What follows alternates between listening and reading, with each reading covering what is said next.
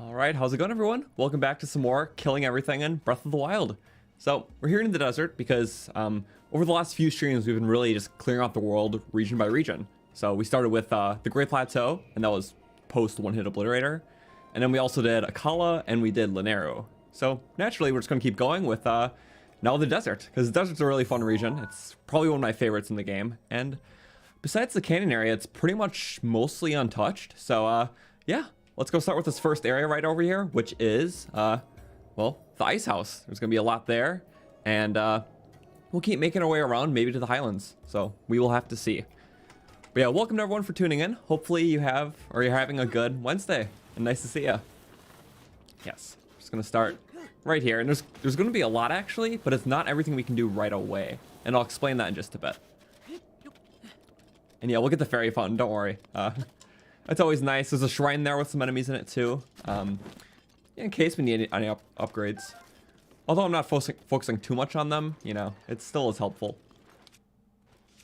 Okay, we got some fire breath lizzles. Just conveniently placed by the Icehouse. Where are the others? They're kind of just around. So if we're trying to do that quest where you have to move the ice, these guys will make it difficult because they'll literally just melt your ice. So it's good to kill them beforehand. Start with these first few.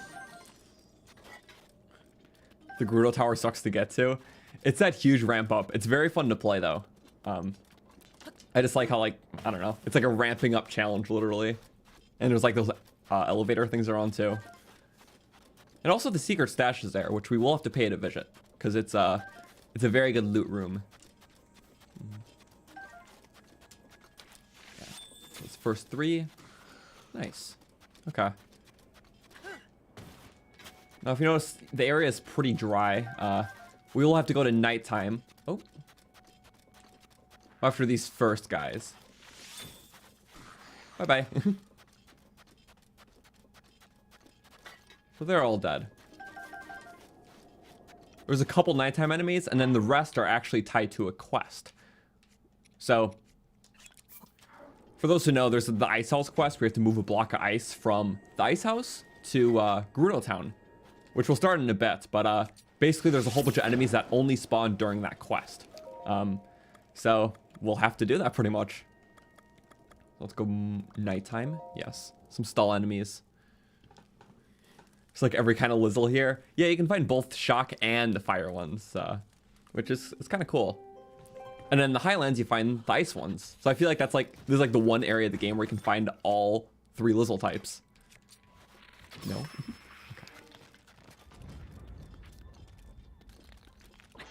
Okay. Never mind. He's like, where are my friends? They're not here. I'm going to fall back down and die. Okay. Well, they are somewhere. Because otherwise you'd be fully dead. And I believe in these ruins. Oh, never mind. He just fully deaded. Yeah, that was fun to happen.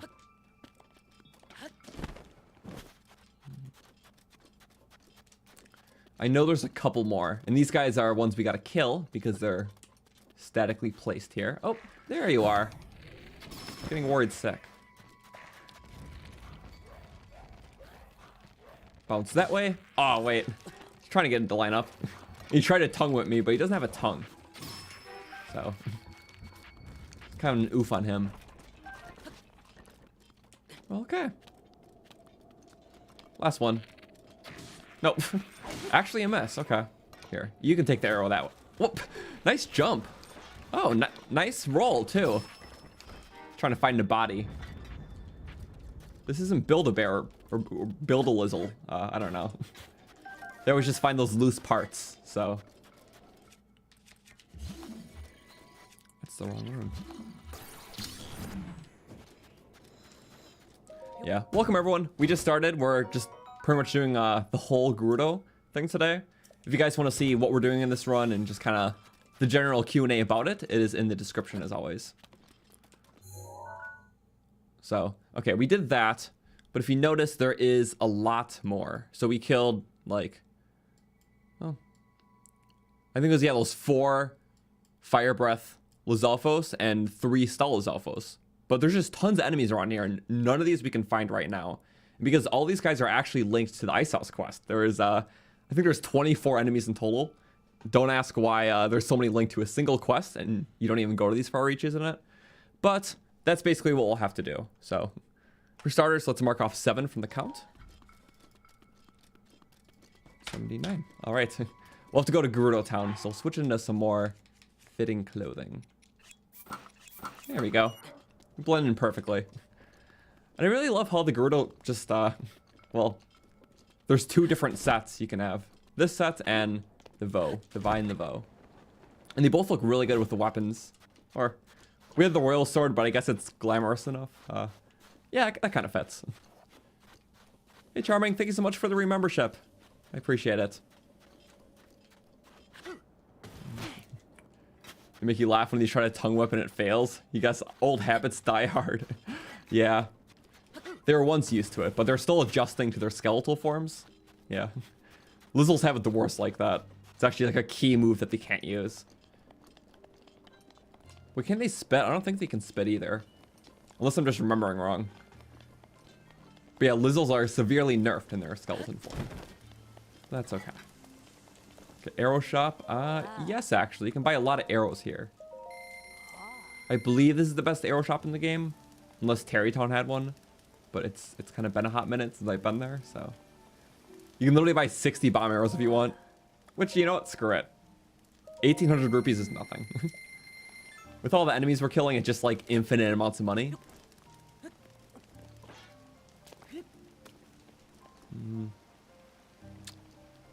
What was I looking for? Oh, yeah. The quest giver is over here for the Icehouse quest. They're all chilling. Yeah. Okay. Yep. The sad person. Wait, no, not this person. Which one of you was it? I'm over 100. Well, technically. Have a drink together.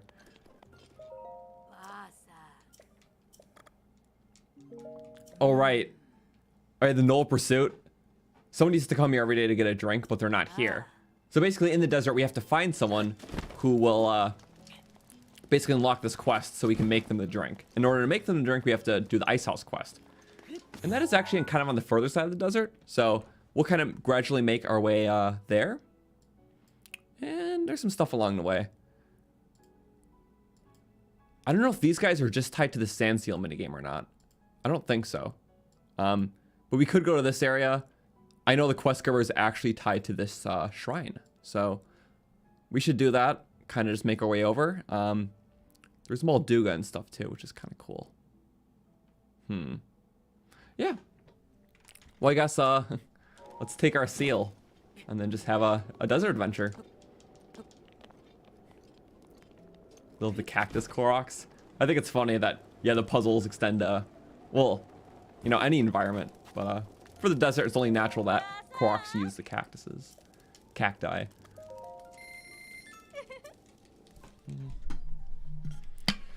So yeah, we'll have the Moldugas to kill this stream.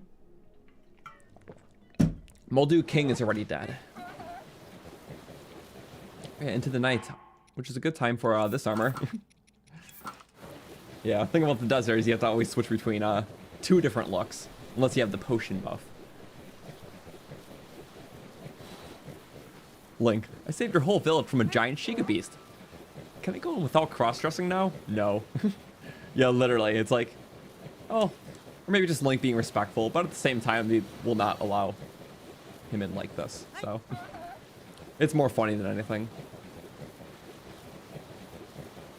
Okay, so here I know I am looking for Molduga. Oh, yep, we're fine.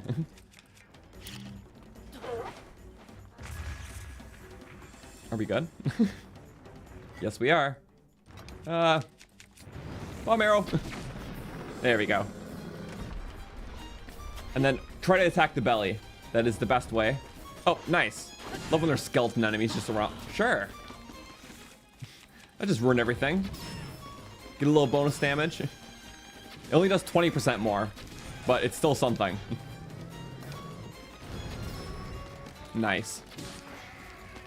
Can't land a single shot today. Okay, well, he's getting shot again. Sadly, these guys aren't weak to electricity like the king. Guess they're all just built different.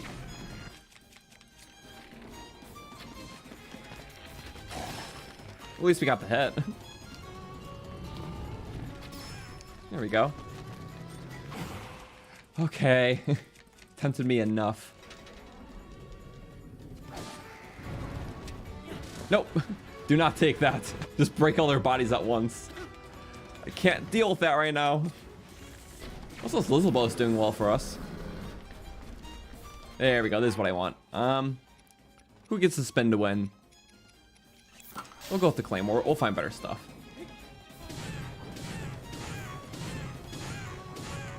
Okay. Bye-bye. Not like that. They're still a bit damaged, Spongy. But it's rinse and repeat, as long as you know the weakness. They are cake. Whoosh. But it is stylish and a music bop, so I can't complain.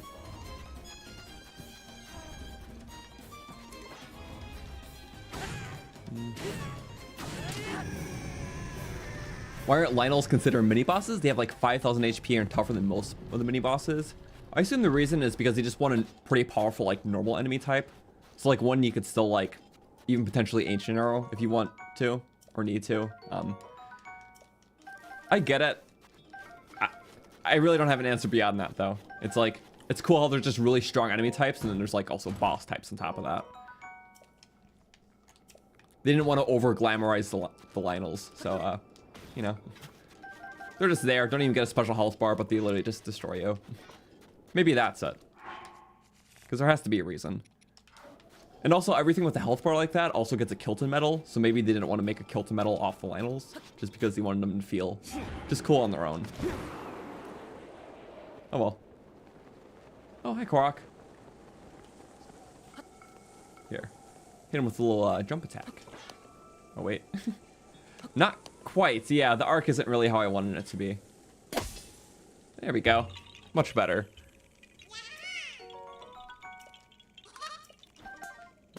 That's not my sword. That's my sword. It's rolling into sword-like. Okay, we can. I don't know how the pot got there. These Koroks are really playing around.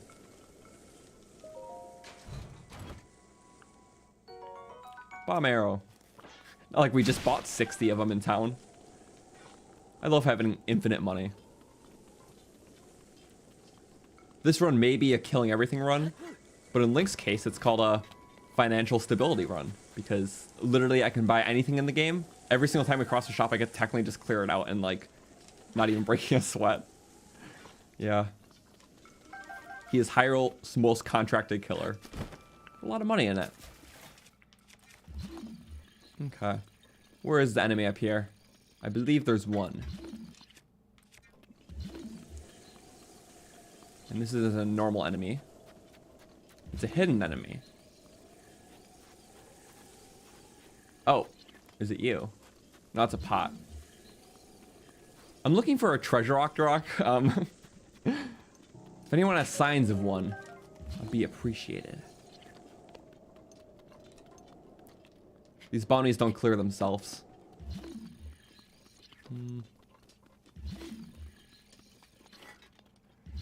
Or maybe I am looking not in the right area?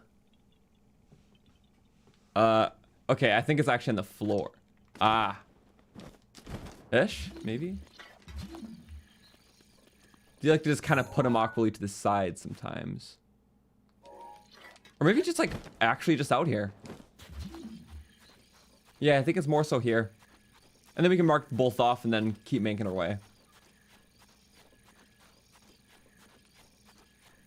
Yeah, treasure Octoroks aren't so easy to see. And I don't think we can actually use stasis.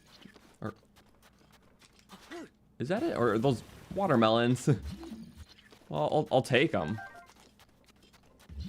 But gonna be honest, I'm lost. Oh wait, I hit the home button again. Okay, according to the map, it should be right here. Did it die from the Molduga? There's a chance it died from the Molduga itself.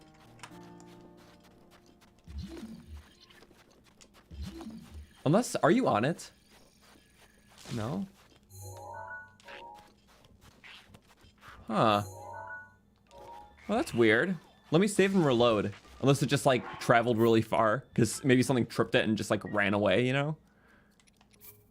I can't use magnesis because the fake ones aren't magnesisable. And that's how you're able to check. I don't think you can stasis it. Which color is my least favorite? That's actually a wild question. Because I know my favorites, but least favorite color, I don't know. I feel like maybe it's yellow. Not saying I hate yellow, but I feel like I just prefer the other like main color types more, like red and blue and green. Also, yeah, I am almost confident that the Molduga must have killed it.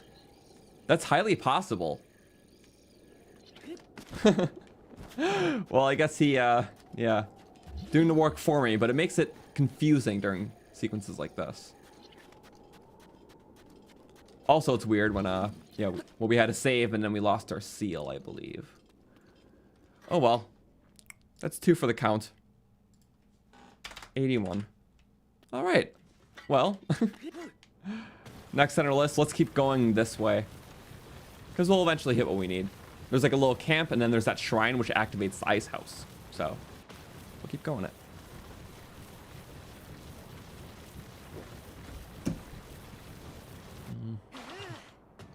Sorry for those I offended by saying yellow is my least favorite. Just all like the main colors, like, you know, like the basic, like, you know, like Crayola, 10 count colors, color wheel, whatever. Yeah. I'm no color expert. Opinion on the color orange? Well, I would say I like it at least a little bit. It is the color I chose for my channel after all, so I like orange. Orange is similar to red. More similar to red than yellow, in my mind. Even though it's literally in between. Or something like that. I don't know. Red's my favorite color. That's the funny thing. So saying yellow is my least is kind of weird. But, yeah. Who knows?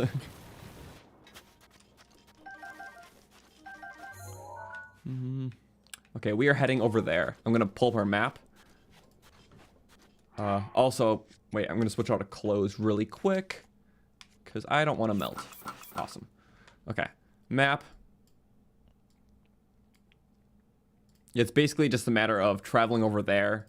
There's a few things, enemies, and then there's that shrine which activates a quest that unlocks more enemies. We're closer to the shrine, actually, so let me do that.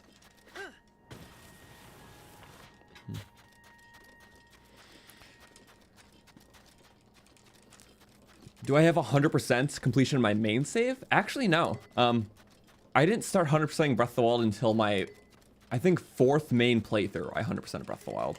So my first playthrough was when the game came out, and it took me a couple months. And after those couple months, I didn't 100%, but I got all the shrines and DLC on that. And then my second playthrough was when Master Mode came out, and then I did the same gist. So all the DLC and shrines. And even though not all the DLC was out, I still played it on those files when it did. My third playthrough I did less because it was my first stream playthrough. But then my 4th playthrough was when I did my 100%. So, yeah, and then the one after that I did, well, my Master Mode 100%. Okay. Sorry. This is the person, says their throat is dry, they can't move a muscle. Only they could have one last taste of a noble pursuit. So, now that we have the quest, we can go back and do it. But first, we're going to take care of this camp, because it's, well, it's kind of close. I would hate to just teleport away right away. Yeah. But I guess that's like a big thing, too. It's like, when I first play a game, my #1 goal isn't to 100% it. But I usually get the majority of, like, the fun stuff out of it. And then when I play it again, I might have that drive, too. So I feel like that's pretty common. Like, even with the new Zelda game, will I 100% on my first go? Maybe. Only because it's Zelda, but, I feel like more than likely it might be, like, my second go. If it's on, like, a harder difficulty or something. Like, if they do, like, a Master Mode. So. Alright. Spinny. 5 damage, yeah. Actually, yeah, Mifa, I wanted that. My pleasure. Uh-oh. I'm pretty sure this is the area you travel through in the Sand Seal race. Could be wrong, but I believe this is right. Because it's usually in like the sandstorm when Naboris is here. That's why this whole area of the desert's kind of blank. So it has room for you know, a giant camel to walk around. Understandably, I would say. Who are you? Heads in the sand, that's a pretty good one, but just head a little bit out. Get out of the way. I don't know why I bother with that. Wait, oh, okay, maybe for that.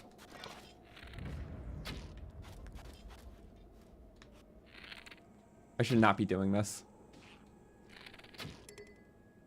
There we go. I'm still trying to practice sniping with the non-range bows. 3-for-1 isn't awful. Also, hello. Oh wait, thought that was a Korok rock at first, and at second I was just glad it wasn't a treasure rock.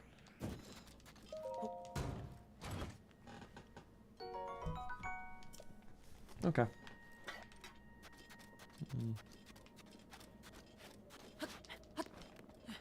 Any more guys left? I know there's only a few. It's kind of an easy camp. A lot of skulls for just a couple guys, so. Sure something else isn't up? Oh yeah, the Korok puzzle, that's right. That's what it's for. The Koroks own this fortress. Yeah, alright. Now we can go back. Or, wait a second. Or should we get totally distracted and do the maze? Man, that seems like a good idea too. Here, on our map. I guess first let's mark off these guys. Oh, there is a couple on this path. Okay, that's where the sand seal stuff is. So I should kill those 3 first. And then figure it out from there. So yeah, let us do that.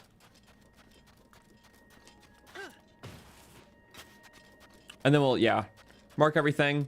Everyone's saying maze, so I guess we gotta hit up the maze next. That feels worth it. I do like the mazes.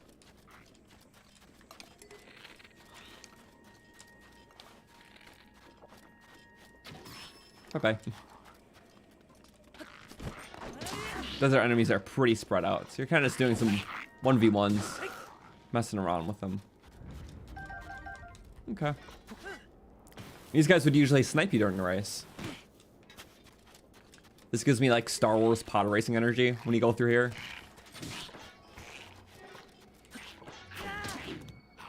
Whoop! No tongue. These guys actually have them. I'm just using this broadsword because we've literally been hoarding it forever. My problem with Master Mode is I'm just, or not even Master Mode, but just late game in general, is that I'm just hoarding so many weapons. So even here without using any attack buff, we're still going to use way more, or gain way more weapons than we use. Another Korok puzzle. I'm only tackling the convenient ones though. And then,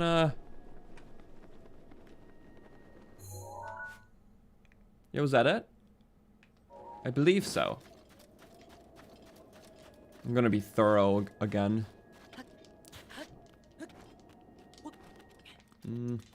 Yeah. After that, we can do a count and then do the maze. Why is the jump from black enemies to silver monsters so big? Like stat-wise?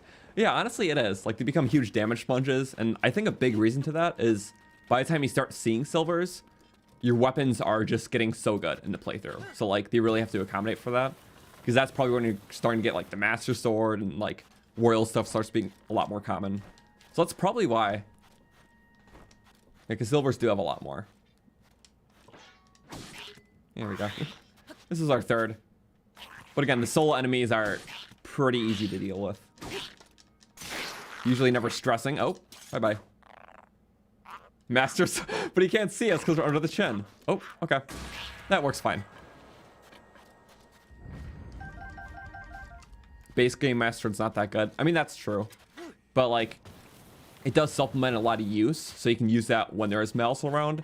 which inevitably means that you'll still have your better weapons for when, like, you know, you're fighting normal things, because you're saving the Master Sword for fighting, well, certain packs of enemies where you don't have to drain other good weapons. So, even with that not powered up, it's still good. But all right, what are we at for the kill? 3, 4, 5, 6, 7 enemies. Not too awful. Again, these first few are going to be pretty spread out, so a slower rise. 88. Okay. Now into the maze, though. And for the maze, yeah, we're looking at quite a few on the gate itself. It's usually just a bunch of lizards, it looks like. Some electric keys. I love that. And then, yeah, the maze is going to be pretty interesting, so. It's definitely the most interesting because, I mean, it's like symmetrical from at least the bird's eye view. But I still like this one. I like all the mazes. Even if it's like the least interesting. Still, the idea of a desert maze was perfect, though. Like, out of all the locations he could have picked for mazes in this game, I feel like they really picked the best ones. Like, one in just alongside like a snowy mountain. Looks really cool during the nighttime. This in like a secret desert area. And then a whole island in itself. So, I think they picked good areas at least. A good place to hide the barbarian set. Because it really is one of the best armors in the game. Unless you have the DLC, you can just get the phantom armor right away, so. But oh well. Barbarian's cool. You know, like the snow one? I feel like that one's my favorite, honestly. It just has a really cool structure and like... I like the little Lizalfo space in back. But I think especially there's a very hidden way to solve it with like actually having to like look up the walls and stuff. So I'm pretty sure it's the only one you can't beat without climbing. I don't fully remember. I feel like I've played these mazes at least a bunch each, but I never remember the route because there's just so much to them.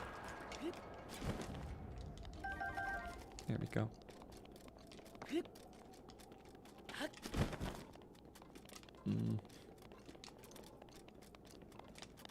Do an electric run. Sorry, I really don't want to do any elemental runs in the game because they're just not good against bosses. So like, I know I've gotten suggested them like a million times, but yeah, since elemental weapons just don't really have effects in bosses, and bosses are a key part of the runs, haven't really thought of a way to make that type of run fun, you know? I think elementals are more just fun to use amongst normal items in normal playthroughs and challenge runs. Also, this guy's very jumpy. We're just missing each other like very heavily. Okay. Stop jumping. He's gonna do it again. How many in a row will you do?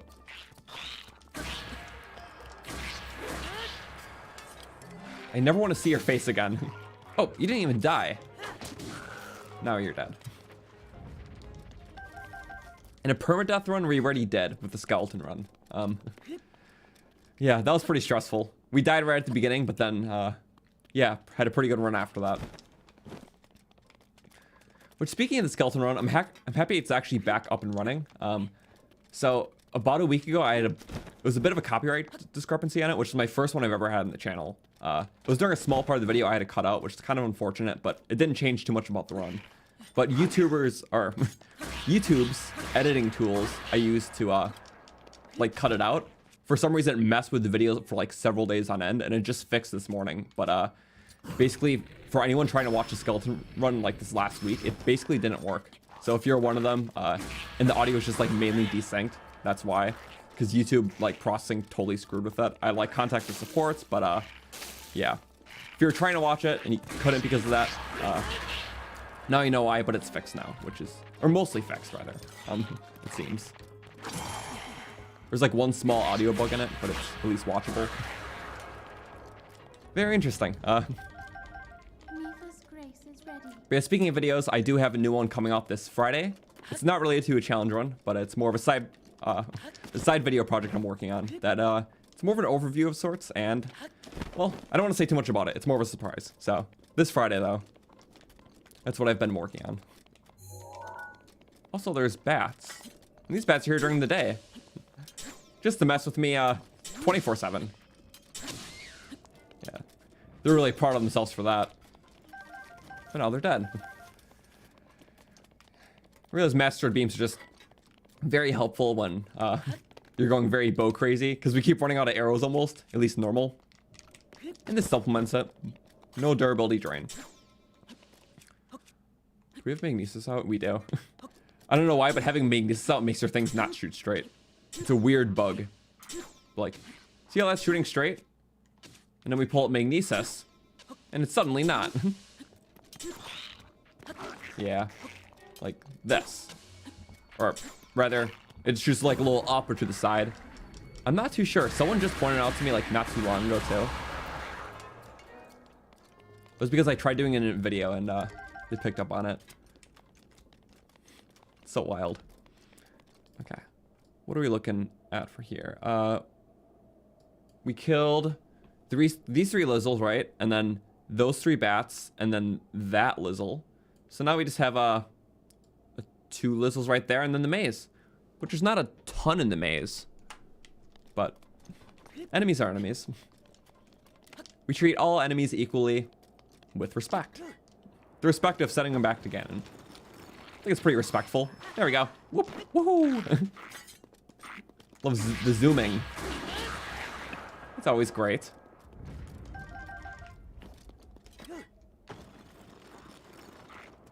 Okay. No stealth needed. Oh.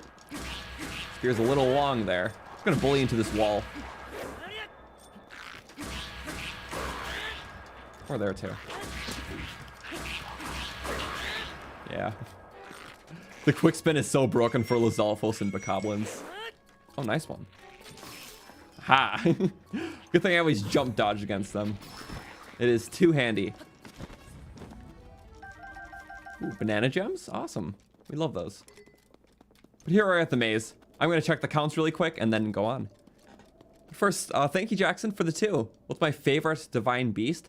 Definitely Naboris by far. I feel like it's cool that there's many different segments of the beast itself. It's not just, you know, one main chamber kind of thing.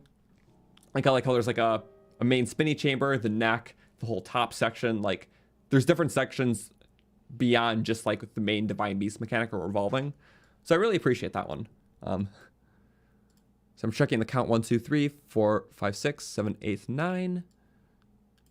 But yeah, Naboris is the best. And thank you though. 97. There we go.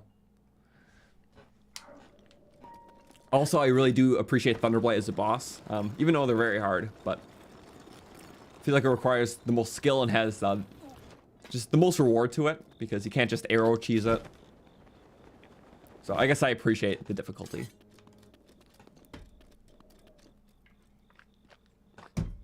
All right. Well, second labyrinth, right? Wait, we didn't do Hebrew, did we? No. We did the Akkala one actually very early on, because we kind of started this playthrough with just rushing the important stuff, because we wanted to actually be able to utilize that. So one of the first things we got in this playthrough was the travel medallion, because it's very helpful for just getting around the world faster. If we're trying to take a splinter path, we plop the medallion down, do one spoke, travel back, do the other. So that is very handy. Oh, there we go. I was looking for that guy. There's a lot of static spawns in here. I'm second guessing myself. We did not do that. Yeah, we did some Hebrew stuff. It was like the main path up, and that was pretty early.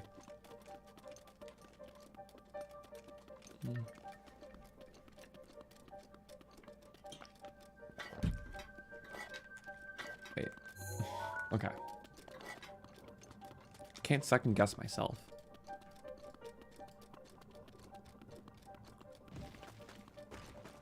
Oh wait, we did miss it. What? Sorry, I was looking at my map. I didn't recall it being right in front of me, but then again, that one bokoblin just spawned on me, so I don't always know. So I'm kind of looking at the map for this one, and it says that there's a bokoblin like right here. Here, I can pull up my map. You see that? It's like in the wall itself. Are they just on top? Do these guys patrol the top of the walls? If so, I don't really remember that. But then again, is there a reason why this one's cracked? No. I really thought it was gonna bust open for me. I guess they're patrolling. Yep, they are. Okay. Guess they're like the only enemies patrolling. There's like 2 of them.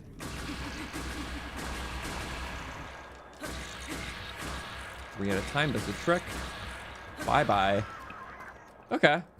Maybe I just didn't even really notice that because I don't really go on top of the walls, but it's kind of a shoddy defense. Oh, there's one more on the other. They're pretty interesting. I know this maze involves malice pools. It's kind of like the gimmick. So you have to like climb around one in order to get where you need to go. I believe it's actually there. Wait, or is it there? Wait. Let's see. I always forget the route of these mazes. I think they're very cool. That kind of meets in the middle.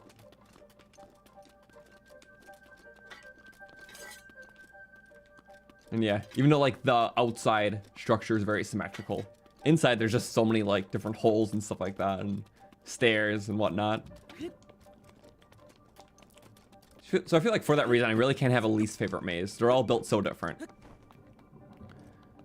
I believe it's the first 3D Zelda game with mazes. I can't recall any other 3D Zelda games having something similar. Of course, not on this scale. I know Link Between Worlds had like a maze, a stealth maze sort of thing. I'm trying to think of other games too. But I guess previous dungeons were mazes in their own right. Just not like labyrinthy. Oh, there we go. Well, we already solved it. That wasn't too bad. Let us look. Yeah, there's no enemies. It seems that all the enemies are actually on the sides. We're gonna save it right there. Yeah. Plop down a save. Yeah, really the amount of guys just isn't very hard in here. I'm just kind of trimming the outskirts. I know there's some good loot too. Sorry, I saw a donation and I forgot to respond to it almost. Thank you, Jackson, for the 2. What about favorite new champions like Sidon and Yunobo? Oh, Sidon's such a character. Like, I just love his charm, his enthusiasm to helping you. So he is cool. Richu is also really awesome, you know, just for being, you know, such a young leader that's actually, you know, very independent and, well, just kind of following in Urbosa's footsteps. I do like that a lot. Like, I feel like Richu is like almost like the most like its counterpart with Urbosa. And since I love Urbosa a lot, major points. Yunobo's silly. I like Yunobo a lot.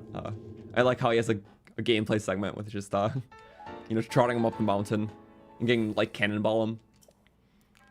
At the same time, like Teba, he doesn't have a lot of development. He's just kind of cool. He just exists to be cool. So like literally the new champions are so hard to rank. I just kind of explained what I liked about them. For normal champions, I always put Rivali and Urbosa at the top. And then Daruk, and then Mipha. Mipha's cool. It's just not as interesting as the other 3. But new champions, I actually have no ranking. Like, maybe because I said it first, Sidon. I feel like I'll have to go with my gut and say Sidon. So, there we go. It took me a bit, but Sidon, cool. Ooh. Tebo's the most stoic character ever. I think that's why I like him. Sidon Soul's new champions. Maybe the more I think about it, he might have the edge over the others. But I do like them all a lot.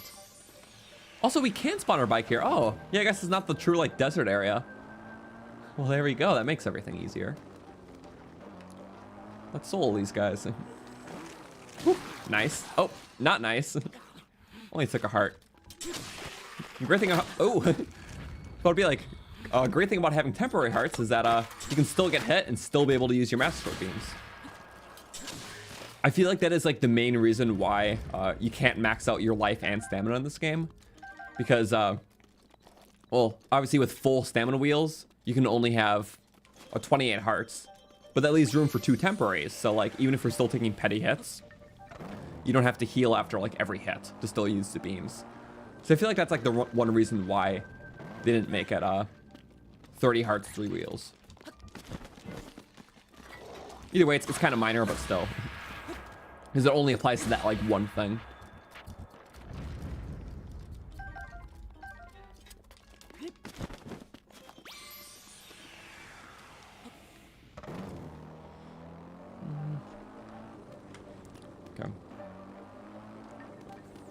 There's actually, well, there should be 2 back here. Why am I not seeing any? Are they must have certain triggers that make them spawn in late. Okay, that's why. Because some of them are just like the pile of bones, you know? But that one must be a trigger so they actually spawn in when you're in the middle. There we go. It's like being cornered by these 2 guys. They're no match for bike, though. Vroom vroom cycle 3000. Okay. Well, that's basically it. Yeah, it's just skeletons in this maze. In terms of clearing it out, it's the least interesting because it's just the skeletons. Meanwhile, there's a guardian maze elsewhere and one with Lizalfos in it. So we did them all -1. There's one more on the wall, so we'll get time.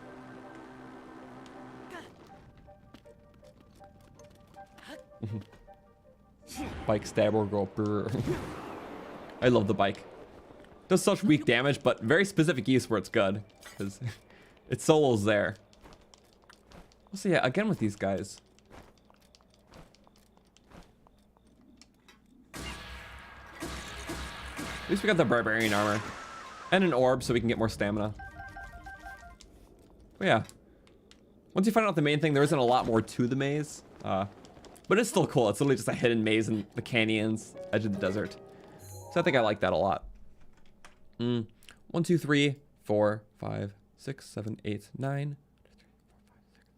Wait, 1, 2, 3, 4, 5, 6, 7, 8, 9. I feel like we've been doing stuff in a lot of batches of 9. Guess so. But okay, we still have 2 more. There's a guardian actually. Okay. I guess we can mark. Oops, 1 second. +9 is 2806. Okay. Oh wow, not that. That's a little too long of a number. All right. Well, I vote we kill these enemies here because, you know, they're just in the way, and then we can warp back and do the Icehouse quest because that's actually a really cool one. And I never actually seen all the enemies that spawn there, because that's what we saw in the beginning of the stream for those who were there. But I can recap really quick. Basically, when you do the quest for the Icehouse, we have to transport the ice block to Gerudo Town. There's like 24 enemies that only spawn during that, and we have to clear those out during the quest. So it will be interesting because I definitely haven't even seen half of them before because he kind of spawn in odd locations. So yeah, we can do that once we finish this kind of trail. All right. Guardian over here. These are always fun. Also, the goal today is at least 3,000 enemies. And next huge milestone. It means like 4/5 done. In terms of other milestone, oh yeah, usual like goal is 600. So thank you guys for over 200 likes. I appreciate it. Also, there we are. Yeah, all support is very much appreciated. Whoa, we actually missed. Oh, what a surprise. At least we didn't break our shield. It's inevitable sometimes. Oh, shut the leg. Lame. Oh. I forgot. Convenient time for it to break. That's literally my, whatever. Dice to 2 of that.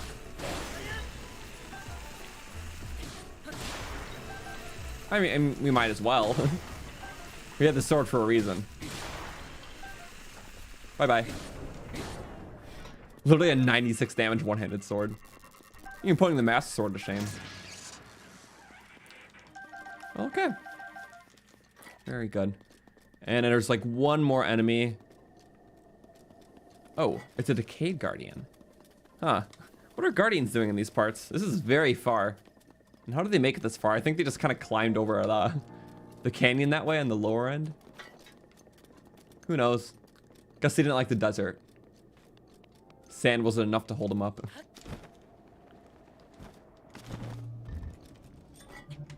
Okay. And him with the fancy angle. Ooh. There we go. Nice. I've parried too many in my time. We still mess up 1 in 10, but that's bound to happen. It's tight timing. No matter how much I play this game, I'll never quite be perfect. And I think that's okay. It makes things interesting at least. Because of my natural skill curve. Alright, 2 more. 08. And I guess we could take out the ones that are in like that highland kind of area. Because, I mean, only makes sense. There is like, well, it's kind of going out of the way. We have a Blizzrobe, another Decayed Guardian. So I guess it's following a pattern with that. Decayed enemies. Okay, we'll mark off this one. We can use the Gale that just recharged to get the Blizzrobe, the Decayed. We can also get the Stalnox too, because it's just in the way. Yeah. And then we can end up the Stalnox. I don't want to kill all the Lynels like one after the other, because there's only a limited amount of Lynel weapons we can get in this playthrough, because they don't respawn now. So if I just go on like a Lynel killing spree, we're just kind of an inventory full Lynel weapons, and well, we can't really have that because I never have enough space. Also nice to know I have literally no climbing ingredients, and this is a very steep ledge. It's like they don't want anyone on all this desert. Not a soul. Sacred. Oh, I assume that was probably the best way. I know we just wasted a Gale, but that does seem to be the shortest path. Yeah, far from convenient. There's no way I can cheese this either. Yeah, I guess that's higher up, so. All right. Not a thing I can stasis up, launch, you know. Can I even do this? Maybe if we make it to that ledge I can BS it? No. I don't have... Am I actually gonna get wall off for like the first time? No. Nope, I see a ledge. We're good. In the meantime, let's intermission with a special guest, because we have Piggy right here, so he'll be my climbing buddy. Right? Yeah. It's fine. There we go. I see the ledge. I know how to BS these walls. Perfect. Yep, there we go. Just enough. Well, there we go. Perfect. Yeah. Knowing you can just kind of run on just very partially angled surfaces like that, it does wonders. And yeah, still have the the challenge running on a lot of stamina. Just a wheel and a fifth. Wait, is this Piggy or is this Oink? This is Piggy, okay. Oink's actually over here. Yeah. So I can dual wield for a second. Because this brings us extra power. I don't think we need it for a Blizzrobe. Oh, no. Don't fall. I have a lot to manage, okay? There's a bunch of wolves. I don't think Piggy would get along with them. There we go. Okay. Piggy's cute. Piggy's very cute. Thank you. Viewership goes crazy when the dual-wielded Piggies come in. Yeah, because, oh. Just not willing to stay up. Okay, you get the head. It's out of my green screen. Fine. Okay, we're playing within the rules. I can't do this. I lost balance. Okay. Too much. We go, Blizzrobe spot. Oh, there's all the guardians. He's trying to perform a ritual to summon them again. Let's lift up one.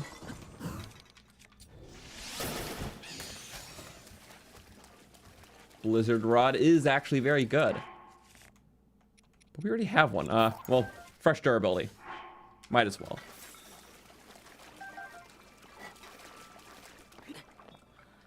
Oh, I am freezing. Link may not like this a lot. Okay, then Decayed somewhere. Yeah, these reaches are extremely spread out. But as soon as we get these last two, then we'll be on our way. Just up here by the shrine puzzle. Love to see it when everything's just literally flat as hell. Or not, no. A little less flat here. Perfect. Run on the side just to kind of, yeah. Nothing like regaining stamina, like sprinting while doing it. Fun. What will I do if there's a blood moon? We have a delay method. It's in the description. I have sort of like the common fact / Q&A in the description. So basically, about once a stream, there's a blood moon. And if we save the game like a second before it happens, then let it happen, quickly close the game, reopen the game. In the loading back, it basically skips when the blood moon's supposed to happen, and we effectively delayed from happening for another 3 hours. So 3 hours of active game time. Oh, hi, it's you. Wait, I want to see how fast we can kill it just with this sword and a buff. 1, 2, 3, 4. Just a little over 3. Yeah. That's not even like an ancient weapon. That's just a Lionel one with the buff. Okay, that's good though. Now me, I have like no reason to be up here. I don't think that's shrine and enemies in it, no.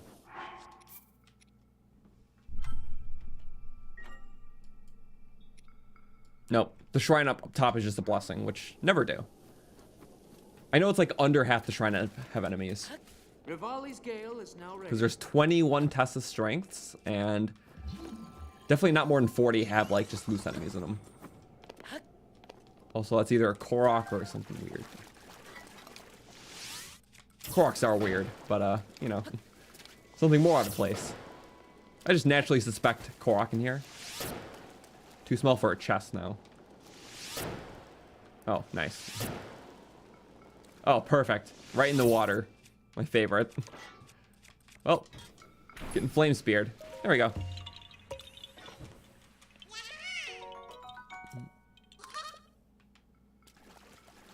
Ooh.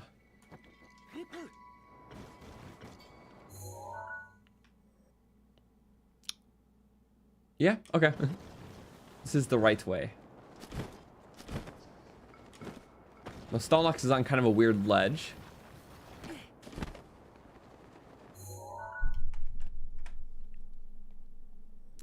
Is it over here? Wait. It's down there, okay. This one's very hidden because no one really goes this way. I mean, just considering how high those cliffs were. Some areas of the map just exist as like boundaries for other areas. Like here, like on this side, minus the shrine up there. Even say like the edge of like the highlands and stuff like that. But in very specific cases, there's still occasional things. Also, I'm just like looking. Is that a cave? No. That is the rock pattern. Okay, well, let's do this last one, and then after that, we'll do the Icehouse, which will be interesting. Have I ever changed my hair before? Funny story. In high school, specifically in my sophomore year, I used to have long hair. It wasn't always short like this, which is not something people always believe. But yeah, I was rocking long hair for a bit in high school, and then I'm like, no, this looks kind of dumb on me. So, basically after that I kind of had it like down, and then after I graduated high school I basically kept this style for the last like 5 years or whatever that's been. Okay, let's save here and load.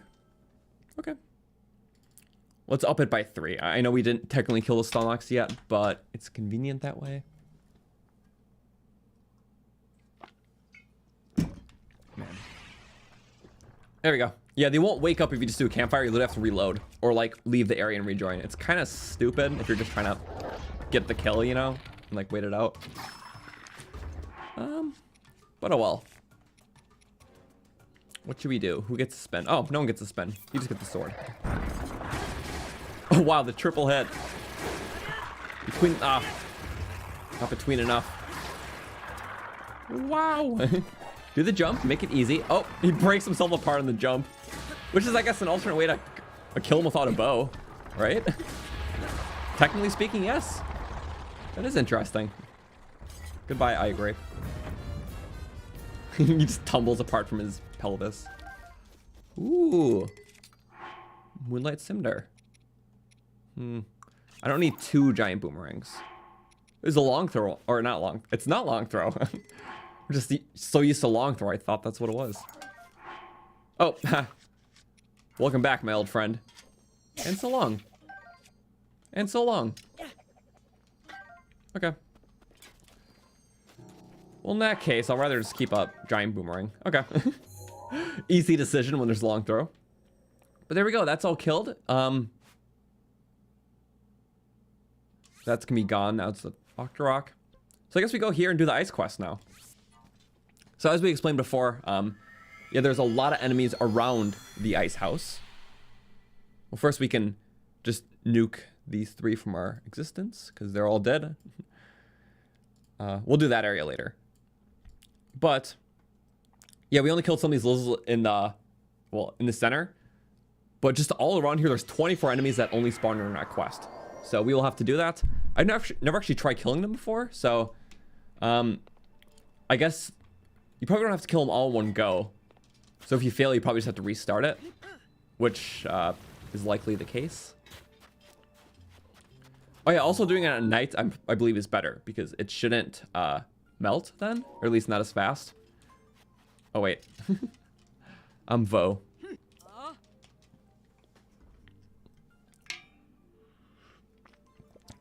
If you need to melt an ice block without using any durability, you equip a fire weapon and then sheath that over and over. It seems to melt faster.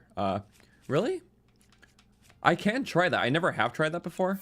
Yeah, I know just standing by it with fire weapon does melt it. Alternatively, campfires do work really well if you just have spare wood. But yeah, I can try the sheath thing. Interesting. It doesn't let you do it at night? Really? Wait, you can't do Icehouse at night?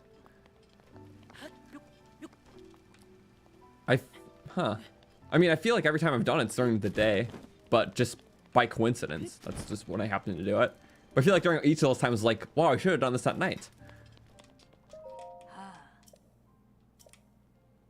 Noble Pursuit. I want to try it out. Yeah. Huge amount of ice. Like, you know, like an entire metric ton of it.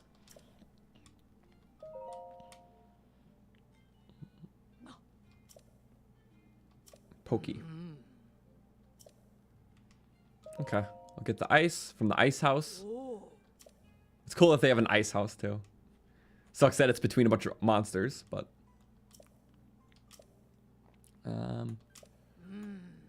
oh, she heads to bed quite early. Need to go there while it's bright out. Maybe I didn't even notice that part of the quest. You know, that's kind of a those are stupid work hours. You know, work when it's less convenient for people to bring the ice. I feel like their efficiency would be up if you you know, worked during the night shift. But also I get it. Third shift sucks. It's like, maybe they just don't want to subject their employees to that. So good on them. Fashion passion. Comfy? Yeah. A boy. Everyone knows here, but they're just like, okay, you're being respectful. Well, it's okay.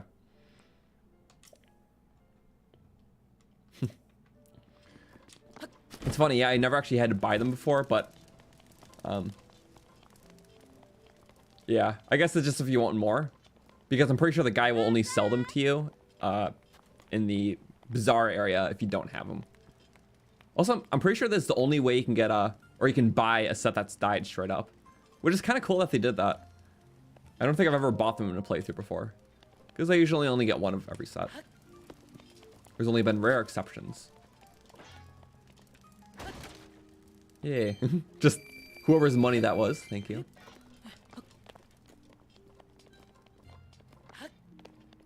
All right, lift off.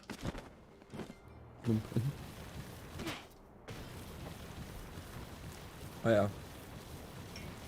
I've been just really thinking about deserts in Zelda games, and they're always some of my favorite regions. I don't know, just something about deserts, the atmosphere, the music that usually goes with them. I always appreciate that, but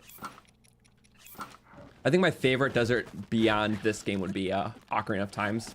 Only because that's just a classic. You know, you got the Gerudo theme, the jam, the Spirit Temple. Obviously, any game with the Gerudo's cool. Actually, just recently.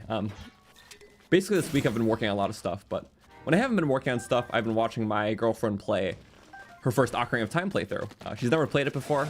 She's played a lot of the newer Zelda games, but not some of those older ones before. So I've been watching her do that, and it's interesting to watch someone play that game because there's a few different ways you can go about it with specifically the dungeon order as an adult. Because there is a set order in that game, but you can break the order a lot of the times. So, for example, she went to like the Forest Temple first, then she did like the 2 mini dungeons, then Water Temple, and then it ended up in the desert with like Spirit Temple before deciding to head back to Fire, which is really cool. The game doesn't tell you you can break the order, but you can, which is very cool. Because every Zelda game after that, until Breath of the Wild, it's always been like a set order. But in Ocarina of Time's case, it just works really well because, you know, in the first half of the game, you already explore most of the world. And then you get to re-explore it later in your own order. But Viv's liking it so far. Ocarina is a classic. Last time we played it was actually last year. That was the first time actually 100% of the game. I grew up with Ocarina of Time. It was my first game ever. Had a lot of memories watching my dad and brother play it. So that's what really got me into Zelda, got me into gaming. So yeah, I've been always just kind of replaying it every few years as like a tradition and interest, you know? But last year was when we streamed our first 100%, and it was really great. And those VODs are actually on the VODs channel, which I don't have linked, but it's just Croton VODs. I love Ocarina of Time. And the keys, that was dynamic. There's tons of dynamic keys in the desert. And just everywhere. All right, morning. Sequence breaking has to be favorite things in some games. Yeah, honestly. Especially when the game suits it. Like if it's just random for the sake of it, it can be a detriment. But in cases like that, or even Breath of the Wild just being so open, it really does enhance things. Okay. So Icehouse quest, mind you, I haven't seen all the enemy locations before. So we're going to be killing enemies that I have never actually killed before. Which tends to happen occasionally, but my work's done for the day. It's 5 a.m. Get up. I mean, yeah.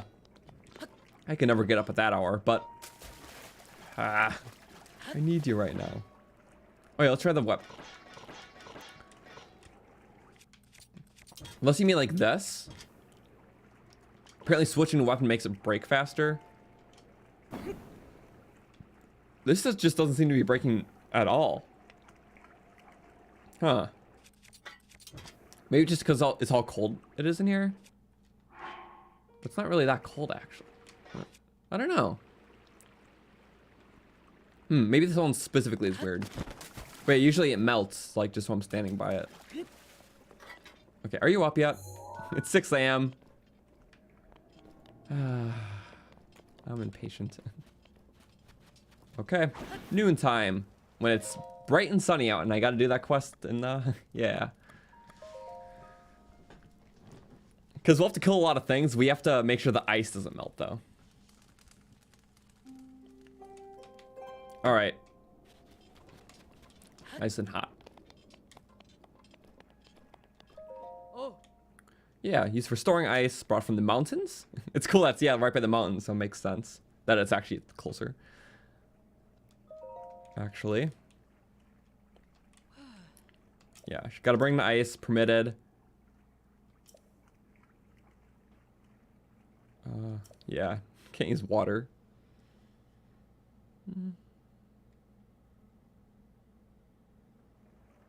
Oh, take away the death sword.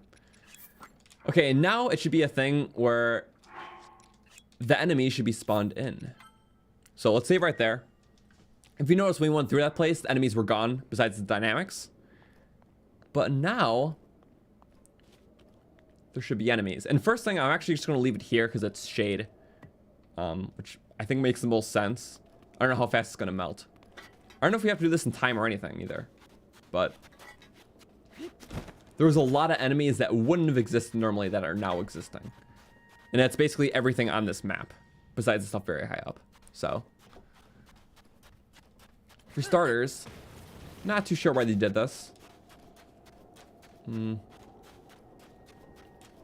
if you go up here with the quick hops? That guy only spawns during this quest, and I have no idea why. I had to like look up all these spawns first because I knew we would miss them otherwise. Yeah, no idea why they decided to put a blue Boko there. And all these guys, just a bunch of with the campfire in the air. That's cool. Okay, I'm really questioning these guys. They're really going all out for the quest in ways that are weird. Is there a better word? Just, yeah, nonsensical, at least. Yeah, that was about kicking regardless. Oh, he's fast. And my bow's slow. Here, shock him. Do the work for me. It's not a canon Zelda unless there's cannons. True. So, there's not many. Breath of the Wild being one of them. My draw is very slow with this bow. He's not gonna hit me if I'm moving. Well, he could have easily. I'll just be glad he didn't. No bow action. What's a just fast way to dispose with limited arrows? Oh, only fast if you actually land your shots. I know that. Here, don't regen. Perfect regen stopper. Sure. Yeah, get beamed. Oh, boomerang! Ah! Damn it! He chucked his boomerang at me. We shielded it, but he still chucked it. These guys really are unexpected. And he actually caught it too. Ah! Ah! Wait, do it again. Do that again. That was very interesting. Twice in a row.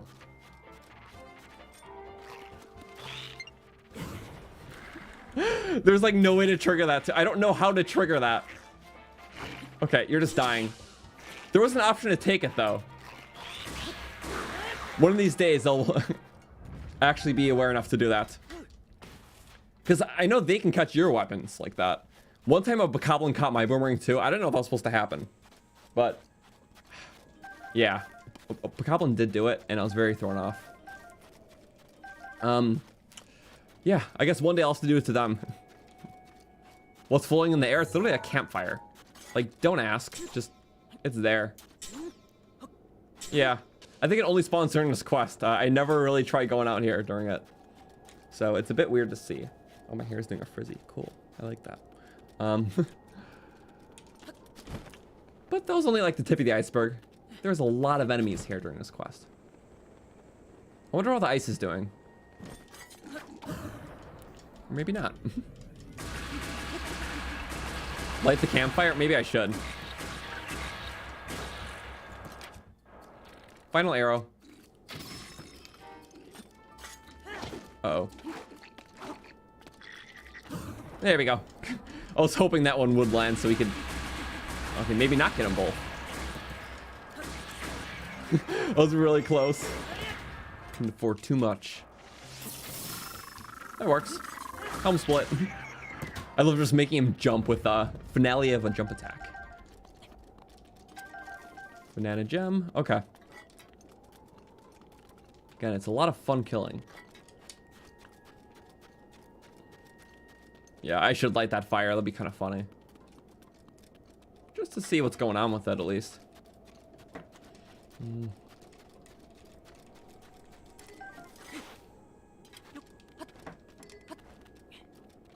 Wait, where did it go? Oh, there it is. Yeah, maybe I am a little curious.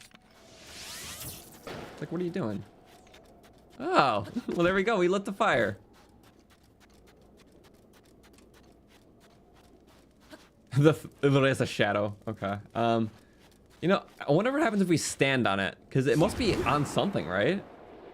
I mean, it has to be, unless it's just literally just free floating. No, it's free floating. I couldn't tell ya. We use that to get back. Oh, hey Drake. Sorry I missed last week. That's okay. What is going on? Well, last time we wiped out Lanayru, and we did a little bit into Central, actually. It was actually probably the most annoying area in the map. It was this area. There's just tons of loose enemies like pebblets and stuff. We still have to do the shrine, but we did that. Lanayru. The stream before was Akkala. So yeah, we were really just taking it one by one, but Lanayru Clearout was good. So.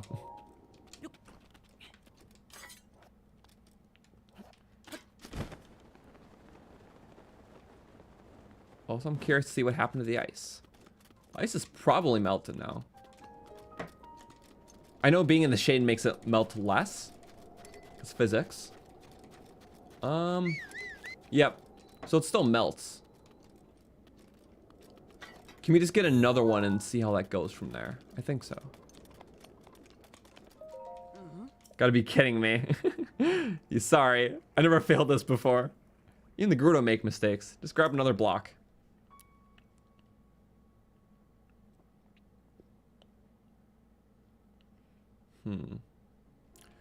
If the enemies respawn, that'll be a bit of a problem, though. Oh. Don't know what caused that. Do I think dropping a blizzard rod would make it? Maybe.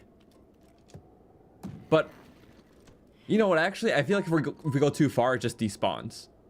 So I feel like that's what's happening. We should probably place the ice block in the center. And then with the rod. The shade might move a little bit, but... yeah, we will try that. Seems to be... yeah, the goal of the center is, just in case if we walk too far and it just is not spawned in. Goes for that or the weapon. Hopefully you don't lose you, guy. I think maybe that's working. I couldn't tell you. I really couldn't. Because I know warm, you know, warm weapons heat you up.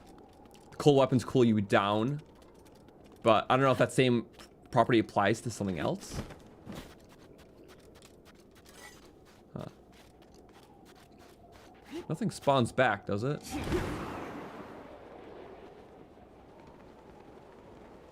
No. There's the campfire. No? Okay. Oh, what's that? A mushroom. Okay. Me being too perceptive now.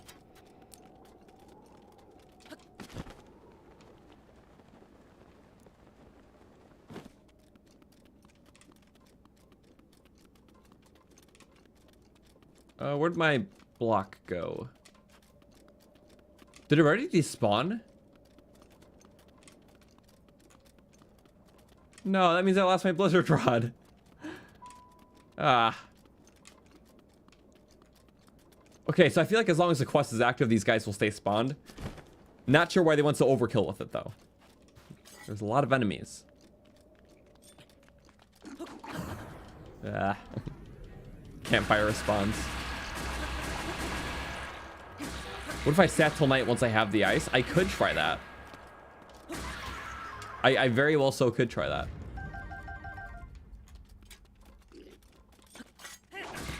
Getting a little too hoppy there. Nope. Burn away. And your weapon too. I'm not going to take it. I can burn along with you. Boop.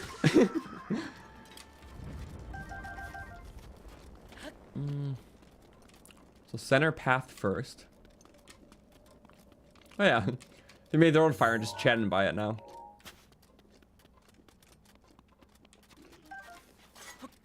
That should not be it. Yeah. Oh. Wait, can they actually pull it out by using stasis? Never tried. You can't. Oh. Not good.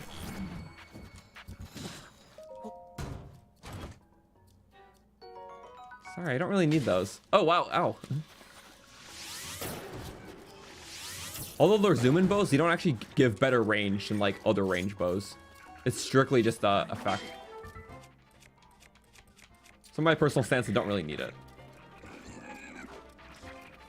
He gave up so quick. Oh, ah, not him. Ouch. Okay, do we have Mipha's Grace still? We probably 9 seconds. We can live that long.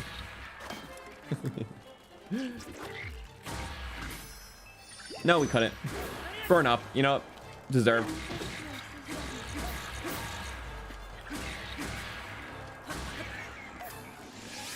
Headshot. Oh. Not even close.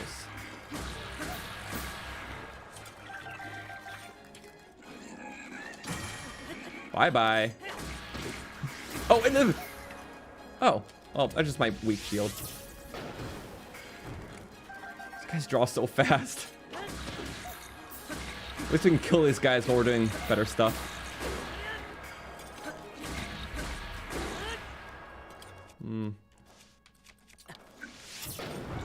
Oh, sure. Sometimes I overestimate the flicks. We got tons of gems. We love to see it. Stuff in the hundreds. More, yeah. If it was too late there, yeah, sadly. True. What if we just meet there early? Over here.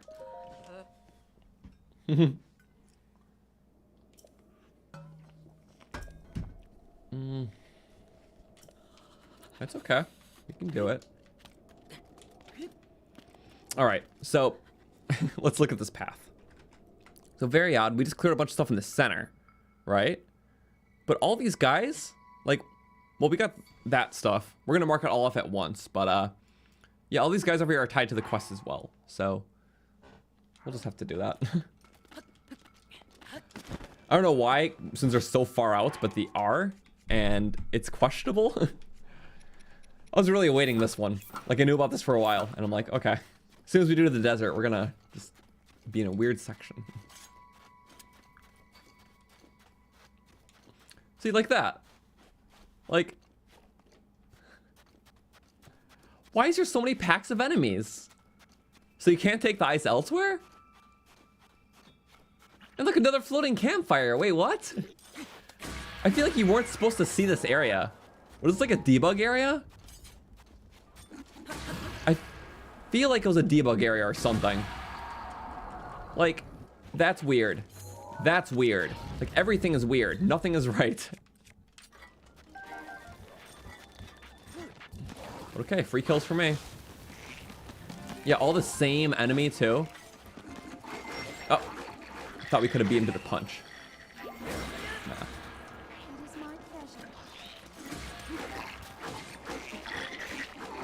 I'm just getting brutalized.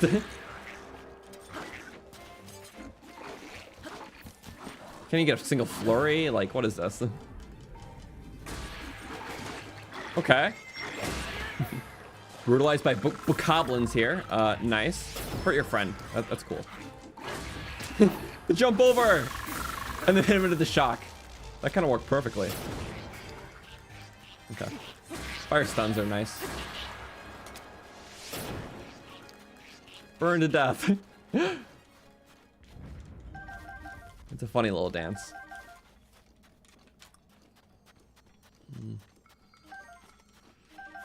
What is going on right now? That is an amazing question.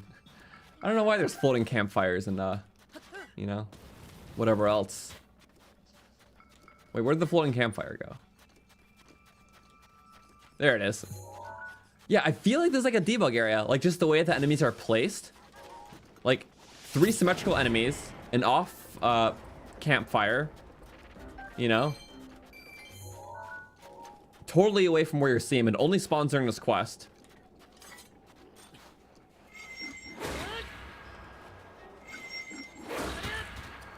Huh. I don't even know if debug's the right word. It's just odd, you know. That was more satisfying. A little more true to intention too. Yeah, like that. See? Run it up again. Ah! Yeah! It's okay. We'll get our restores. It'll all come naturally. Yeah. That's not even the end of it. Yeah. Do these monsters count? Yeah, well, we're counting anything that's spawned into the world that we can kill, even if we can only do it during a certain period of time, like a quest. And this technically fits those parameters. And I was curious because obviously I use like the object map to find the enemy locations going into this. So I knew they existed and I always thought it was weird. But yeah, now I'm seeing them, it's actually weird. It was actually, it was Platinum, one of our mods who really helped me with this. Not just this area, but like finding like a lot of loose enemies and like knowing what to pin and like how to like create the enemy map on the object map itself. So a lot of the credits to him, but this one was especially weird because yeah, we did pretty much everything here, minus this side. So there's 7 more on that side. Then we can update the count all at once.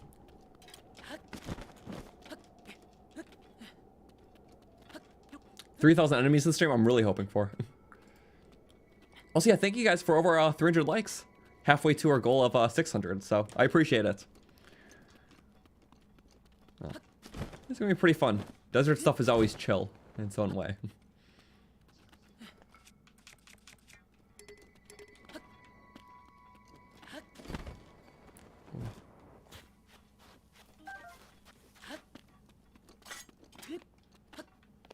There we go. Not that I needed any of that. I can't wait to use my cycle again. We're actually pretty close to being done with the desert, mainly because, well, we did some of it in past streams, along with the canyon. But obviously the Gerudo area, like by name, is, well, the Highlands itself, which is eventually what we're working our way up towards. Which is pretty interesting. I feel like it's, well, it's not the most exciting area of the game, but I feel like it's underrated just because of, well, since Hebrew exists, there's already like the better snow area. So like that's why the Highlands just kind of like the Highlands. But I think it's cool. There's some cool shrines there. Very tough enemies. And there's nothing wrong with more snowy mountains, because this game really benefits from just, you know, the surfing around them and kind of that more slower, scarier travel with more high level enemies. Another floating campfire, yeah. Sorry, that didn't even faze me at this point. It's just like, yep, it's floating. It certainly is floating. Would I count Kilton as a monster? I mean, he's an admirer, you know? If I really like dinosaurs a lot, I wouldn't consider myself a dinosaur, but an admirer. So, yeah, that's the boat that Kilton's in. Yeah, another campfire, okay. When I saw the first guy like this, like on that ledge, I'm like, okay, that was kind of weird, but whatever.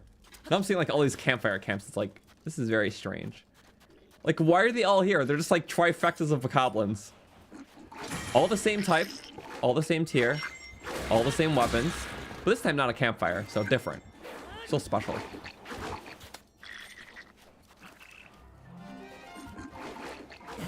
There we go. I'm gonna land on the second weapon, maybe. Okay, I did.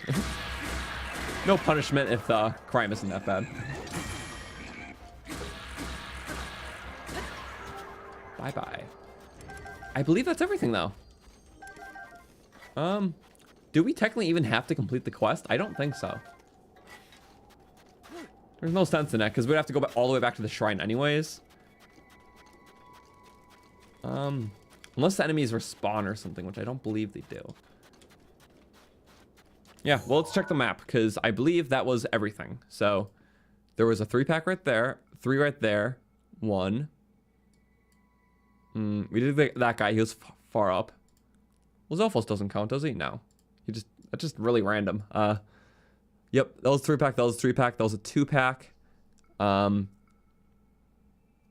Silver, silver, silver. Those Zelphos were different. Those were just always there. We killed them before. And we definitely got all those guys. So in total, let's see, there was 24 that spawns during this. And then 25, 26, 27, 28, or 28, 29, 30. 31 enemies, I believe, are here. Yeah, okay, 31. Or wait, did we count? We counted those in the count already. Sorry. So it's 24 in total. I forgot that we did that earlier because that was like the first thing we did today. So it would just be 24. Awesome. So 35. Awesome. All right. I don't think they'll reappear. But I'm still going to do it anyways, just to finish this part. Also going to test that one thing out, if we can just make it night. Here, let's lock in the progress.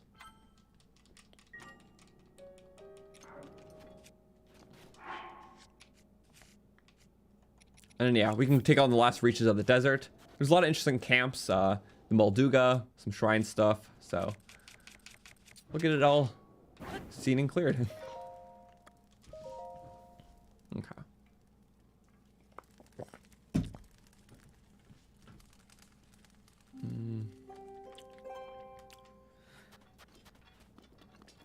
So we're gonna do a curiosity. I'm not actually bothered about the quest. I'm more so just wanting to test that one thing that we were talking about earlier. Gotta be kidding you. Yep. Second time melting the ice.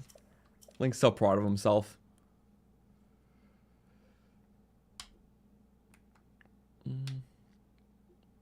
Oh yeah, if there's anyone new asking questions in chat, by the way, guys, if you, well, obviously have been here for a bit, if you do want to redirect them to the right places, because there's resources in the description, either the run FAQ or my channel's FAQ, only because there is a lot of commonly asked questions, and I don't want to seem like I'm ignoring them, but rather, if it's stuff that I just answered or is commonly answered, if you guys can help redirect them, that is very much appreciated.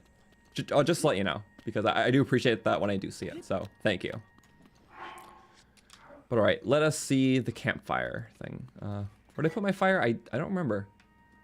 Well, I guess there's a random one right there. You know, let's use the funny campfire.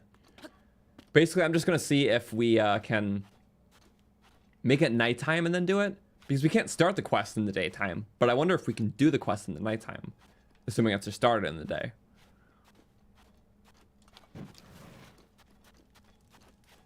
Okay.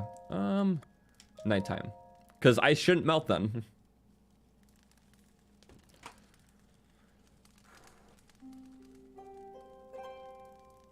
Technically, yeah. Yeah, I have fire arrows, but that shouldn't count, just in case, so. Yeah, we're good. Yeah, I think it's the same as the blizzard rod when it wasn't melting. Yeah, so even though you can't start it during the day, I think you can still finish it. Well, that's a little too slow for my taste. Already running out of charge. Yeah, and nothing should respawn because we killed everything. Unless it does just gradually melt where you're walking for the sake of making sure you do it eventually. But I guess the only way to tell is by looking at my hand positions compared to the ice. Only because there's that like particle going off it. We did. Mifa's grace is ready. We definitely kill these guys.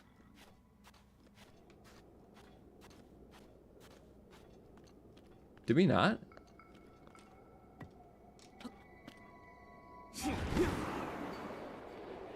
Huh?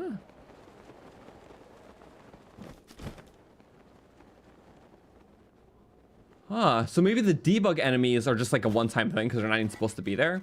But the bokoblins themselves reset per trial. Oh. Well, in that case, we will have to cement our progress. Yep, seemed like the ice did not melt at all. Yeah, so it seems like in order to actually officially do this, well,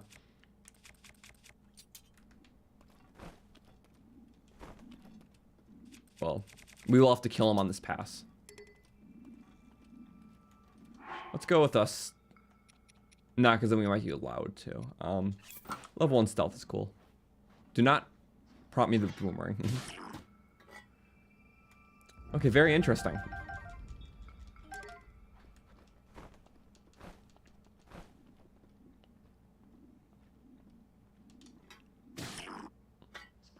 Awesome.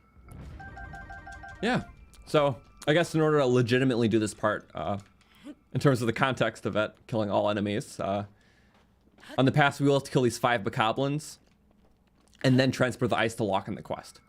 But all the side enemies are just more so debug enemies because they're not respawning.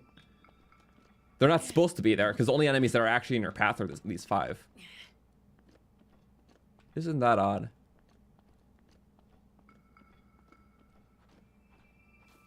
Okay.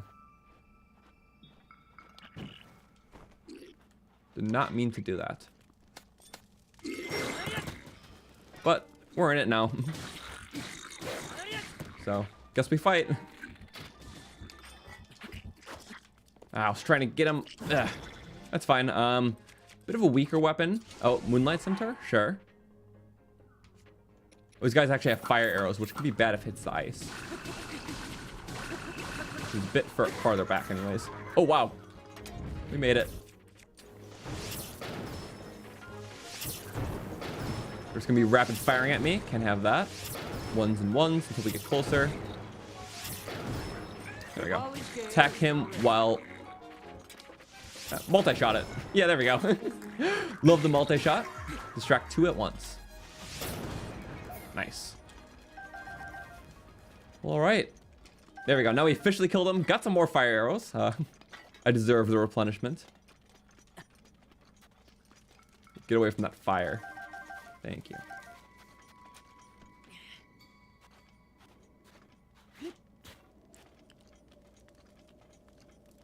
Oh, the person's gone. Oh, never mind. They just didn't spawn in. Okay, let's lock in this progress so we can move on. Because, yeah, we can kind of explore around, kill some Moldugas, all that. Yeah. Bring it.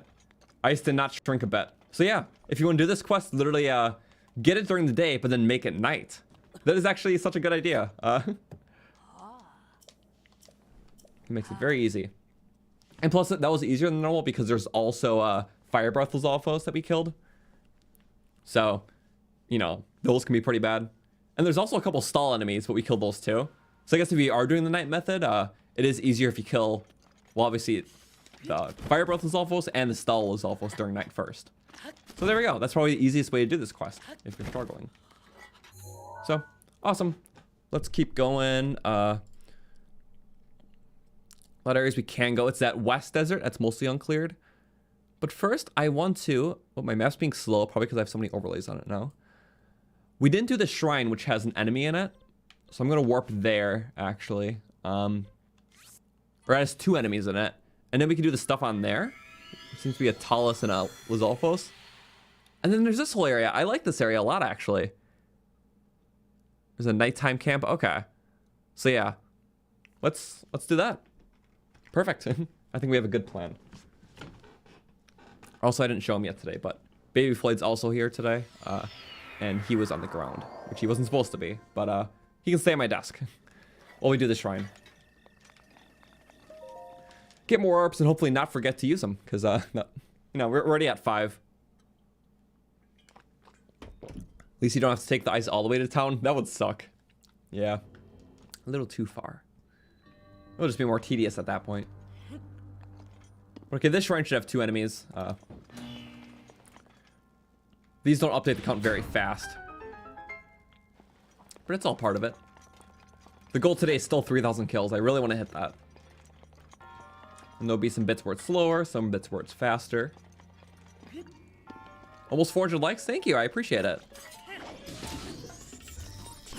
There we go. Bye-bye. Yeah, again, normal arrows would be very nice. Am I going to do a killing all wildlife? Well, sadly, that one's impossible, because most wildlife spawns are just static. Or just dynamic, sorry. So they'll just keep respawning anyways. There's a couple static spawns, but I don't even think those work off blood moons. I'm not actually too sure, so I can't really answer that. But my goal isn't to always just hunt the wildlife, only when it's in my way. Keys. It's funny, keys are everywhere in Zelda games, but here it's just in the shrines, not even the dungeons. Or, uh-oh, I called Divine Beast a dungeon. I'm going to get backlash. Yeah. I know they weren't everyone's favorites, compared to past ones. But for what they are, I really like Divine Beasts. Like, I don't feel like traditional dungeons would have worked good in this game. And Divine Beasts are cool because I think that they honestly have some of the best build-ups of any Zelda dungeons. Like, whether it's like sand stealing around to get to one, the whole climbing Death Mountain or flying around. I like it. I like how integrated these dungeons are within the story themselves. Other Zelda dungeons do that too, but not all of them. Okay. Do a couple of bounce backs. Yep. Bounce back. Ow. Good thing about shrines, you get instant restores for your health. There we go. We're just trading shots here. Corner bullying. Oh, yeah. If you're gonna get hit, you shouldn't jump, because then you ragdoll. I should know better. Oh, unless you have a shield out. Then it's fine.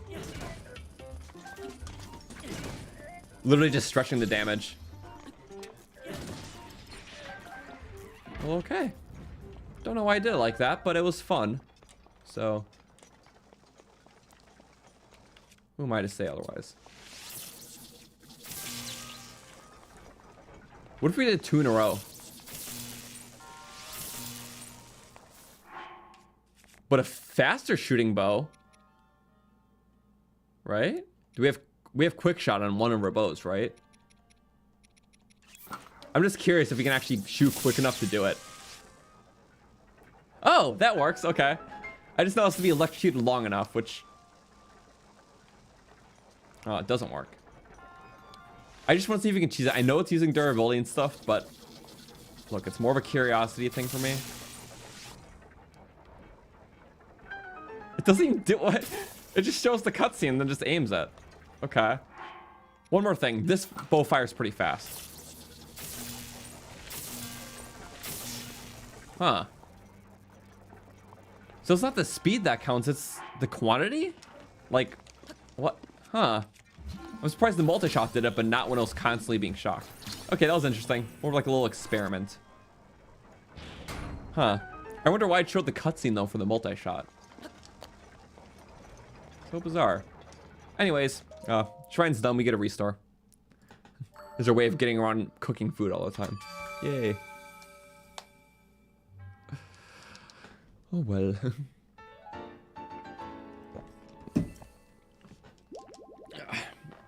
The ragdoll physics are awesome in this game. I will have to admit. They're just silly. I mean, for the player, that's one thing, but I just appreciate how you can ragdoll enemies. I think that's my favorite. I mean, really, any minor enemy gets ragdolled. But goblins are silly with that. Lizalfos. Even moblins, if you get the headshot, you can ragdoll, which is cool. Okay. Well, now we have to fly upwards, because... Hope there's at least 12 dungeons in Tears of the Kingdom. That's going to be a record for any Zelda game. What is the most? Is it 9? If you're just counting main dungeons, not many dungeons. What Zelda game has the most dungeons? I think of so many Zelda games that have just 9 dungeons. Does any Zelda game hit 10? It must be a 2D game. I haven't played all of Ages or Seasons, nor have I beat Spirit Tracks, so I don't know. I feel like at most it's probably 10, but I can only think of 9 games because, like, I think Twilight Princess and Ocarina of Time have 9 dungeons. Because Twilight Princess is 9 dungeons, right? Yeah. 1, 2, 3, 4, 5, 6. Yes, it is 9. I'm correct.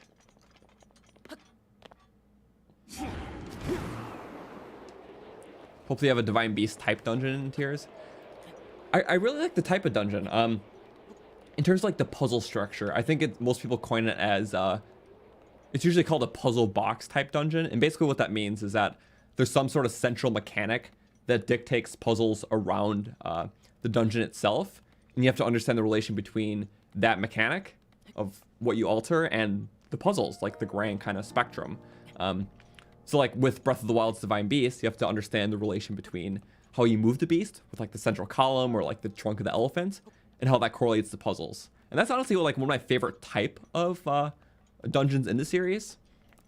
And like other games do that well too. Like the Sand Ship from Skyward Sword does that. Stone Tower Temple from Majora's Mask does that with flipping the temple. Also very awesome that failed. Very, very awesome. Yeah. As I was saying, I don't know why that didn't work. What else did it? Ocarina of Time's Water Temple did that, but not as interestingly.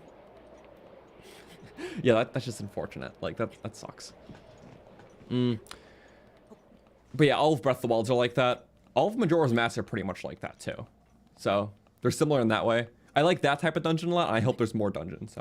Because the most common structure in a Zelda game is more of like a find the path sort of thing. It's like you have a bunch of puzzle rooms, they're more individual. There's not as many like over-connecting puzzles, but it's more so about doing a lot of those individual rooms, and you eventually find keys to branch out in the paths. So, which you also have good, like, you know, in terms of like the sections, like maybe a good combat room, good puzzle room, but I like the ones that are more like over-encompassing, you know? So yeah, new Zelda game, if it has stuff like that, where they're very broad, but also have like central key mechanics where you can really alter the crap out of them, that'll be cool. It's all puzzles. I don't know why I shock arrowed a shock guy, but I did. Nope. A little too far. Oh, Master Sword, why am I using that? You have bigger fish to fry. Well, not you, more like me. He doesn't do the combat. Okay. Oh, it's the one on the back. I hate these. Oh, not the arm. This means I basically have to use the spear. But that's why we have them. I think we have spears specifically for these taluses. That's literally the killer. Oh, yeah, and you get the hit like that and it breaks it down. But if you have it, it makes it like the easiest type of talus if you have the spear. Nice. Ooh, dual diamonds. Truly unbreakable. Favorite dungeon in Ocarina of Time is the Forest Temple because you love the music. Same, it's so eerie. Ocarina of Time's Forest Temple really set a nice precedent with just atmosphere in 3D Zelda dungeons. Yeah, I like that. Spirit Temple's also very good. I agree. This right here was one of the first taluses you fought, really. That's kind of funny. This is a very far out one. I feel like a lot of people don't even see it. I think, man, my first Hinox I fought was like the one like, well, it could be a pretty common first one. It was the one that was like here-ish. Yeah. So if you're just kind of messing around by the Kakariko village, you might see this Hinox here. Some people's first might be the Hinox there or even there because they're right by the Zora area. But I guess there's a lot of places. It's always interesting to hear of everyone's first. I'm pretty sure most people's first Lionel was the Zora's the main one though. If not that, then maybe the ones south of the plateau. All right, well, that's all done. Okay, you are an excellent source of protein. Thank you. Dual drums. Again, the drumstick is the best part of the chicken. You can't convince me otherwise. It's tasty. Okay, I think these guys are important to take. Wait, was there something on top of it? Nice. He's extra crispy now. Oh, Gerudo shield. What are you doing on top of there? That's a funny find. See, literally no arrows. We finally ran out. I knew it was gonna happen one of these days. First Lionel you fought was at the Coliseum. That's actually a pretty fair one too. Very central structure. It's funny how close it is to the plateau, despite, you know, not being a challenge tiered around that. Mostly.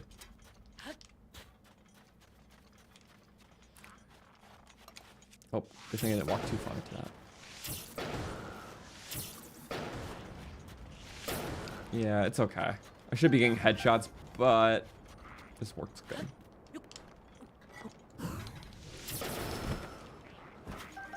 Also, we're not going to get arrows fast anymore because, actually, I will stay here. We're not killing any Zoras the main Lizalfos, which are a huge source of arrows. Okay, well, it's a very hard camp. Good thing we have attack up. There we go. I guess one flurry after the other is the best we can do. There's still one archer, but he's a weak one. They always charge one at a time. Lizzles are very civil like that. We take advantage of it. Take down the weak ones first. Oh, oh, I see the arrow right there. Just thought of it. Yep, okay. They always try to take opportune advantages depending on their position. We can get both. Yes. If we don't, well, we have to get both. No, back out of it. Oh, ow! Didn't know I was gonna get spit there. Like that. Okay, good. That's the type of situation we want. Clump up the flurries. Again, just perfectly for me. These guys really listen. Ears are for something, you know? Do they have ears? Kind of. Well, obviously. Just where? They're kind of tiny ears.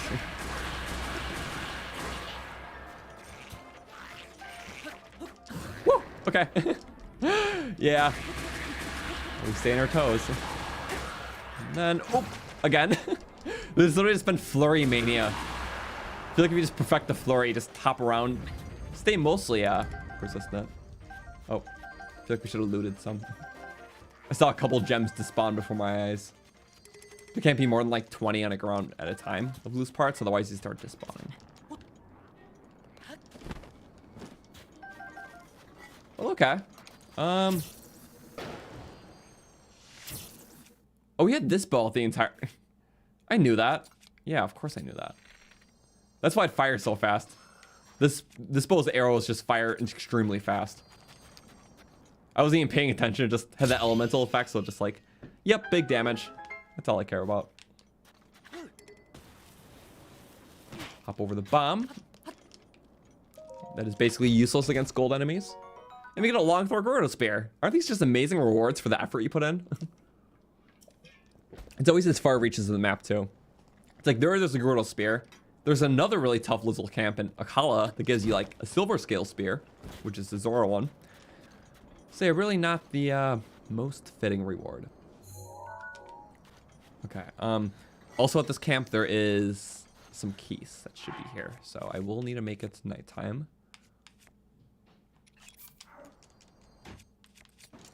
Not like that. Like this. That should work. I love this. Personally, such a fan. Okay. We know this one's beaten all hell now. Modifier, good. Those little tri-boomerang. Durability. I like the boomerangs because he can't get long throw, so it's already just a huge built-in perk. Okay, that was infuriating.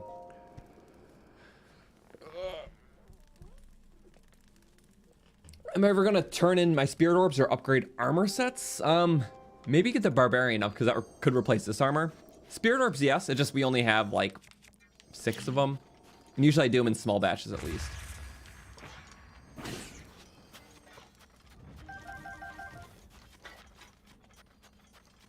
Huh. There we go. Always got to be careful of the night enemies like that. It also seems that there's a couple more in these cliffs themselves. This guy being the first, and the other guy being the second. And then 2 more behind them. Oh, and he's accompanied. Okay. Clearly no match for the Master of Swords. Basically just 3 shots, just a little more. We'll update the counts after this whole region's done. Also, yeah, this guy's a giant boomerang. Hopefully he doesn't chuck it at me. I don't know what triggers him to throw weapons at you. It's a very rare attack. I'm gonna see if I can do it. Here, throw weapon. It's your... Maybe it's when you have something queued.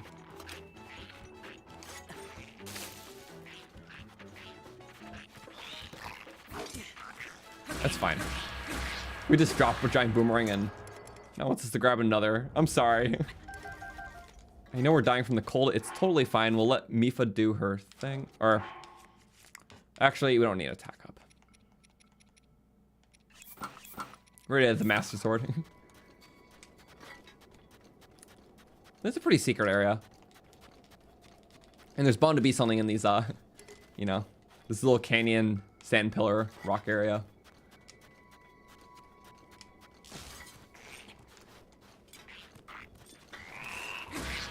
Nope. Oh, and not the bat. Not. My helicopter was too low and almost didn't get him.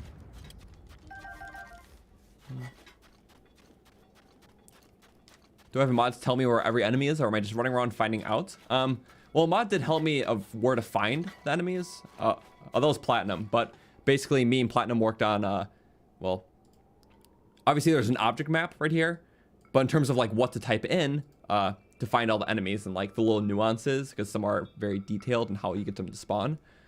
He helped me out a lot with that, but yeah, basically this command right here on the object map, it tells me most of the enemies, but it doesn't count the Yiga assassins, so I'd added them in separate. The choo-choo barrels, specifically the ones that always spawn choo-choos, and then the malice eyeballs, which we're counting too. And then there's a different one for all the divine beasts and shrines too. But this counts for most of the enemies. There's some rare exceptions though, of like enemies that spawn multiple times that we have to kill across the playthrough, like the Colosseum. But it's also if we've done across the series. This is like the 13th stream of it now. I forget every stream. And yeah, honestly, I will compile it to some degree at the very end, some sort of video. It'll be more of a highlights though. It won't be like a full-fledged challenge run because there's just so much. But yeah, everyone, thank you to Platinum. I don't know if he's here right at the moment, but Platinum helped out a lot with this. Also, it's just some other challenge runs we've done when it comes to just like little details, because he's played most of the challenge runs that we have done on the channel too, just out of the fun of it. So we sometimes talk back and forth about them. It's an easy flurry. Bye bye. Yeah. It took a while to prepare for I remember for a while we were doing the second wind playthrough, and like during that last month was when I was really trying to figure stuff out for the run. Flippies. I love Moblin ragdolls. So silly. They really like doing that charge, huh? Yeah, Platinum's not here. But if he sees the VOD, he'll see it.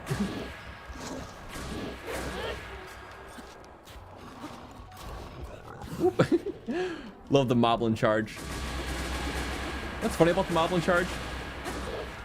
Like, Moblins are the only enemies in the game to use a spear like that, and they use it just like they do in Ocarina of Time, like how they do that like spear charge at you down the hallways. So it's kind of funny. I couldn't say that's an intentional callback, but it makes me think about that. How they just like run at you, like spear down the hallway, just like that move. So I always thought that was cool. Okay, there we go. Jesus Christ, good. So there we go. All enemies cleared in this area, which is called the Great Cliffs. That was technically in the Highlands, but let's see what our count is at now. Or actually, that shrine is part of it. I didn't realize that. Here. While we're getting the shrine, we'll tally up the count. Because we do that during loading screens.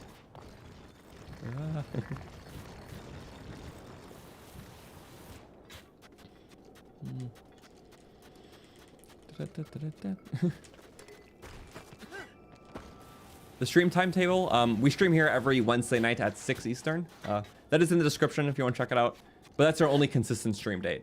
Mainly because since I am, well, the sole editor of videos for my channel, I spend a lot of the week editing and making videos and stuff like that, which takes up probably most of the time. So that's only why, well, main reason why I only stream once a week on top of like challenge runs and stuff that we do.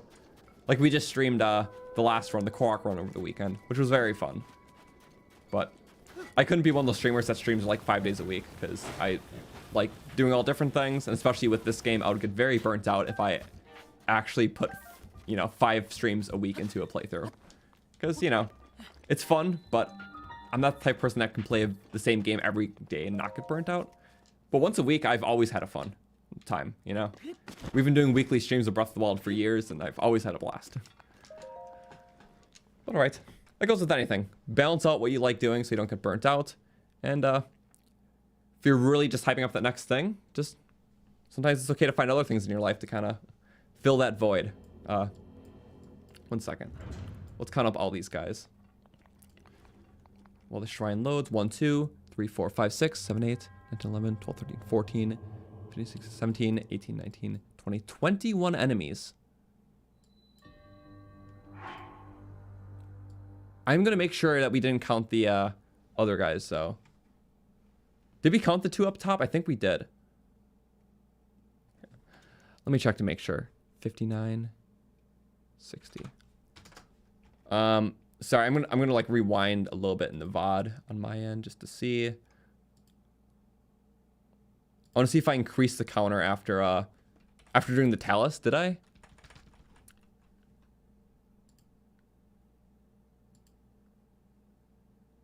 Sorry, I'm like rewinding my own stream now. It's like,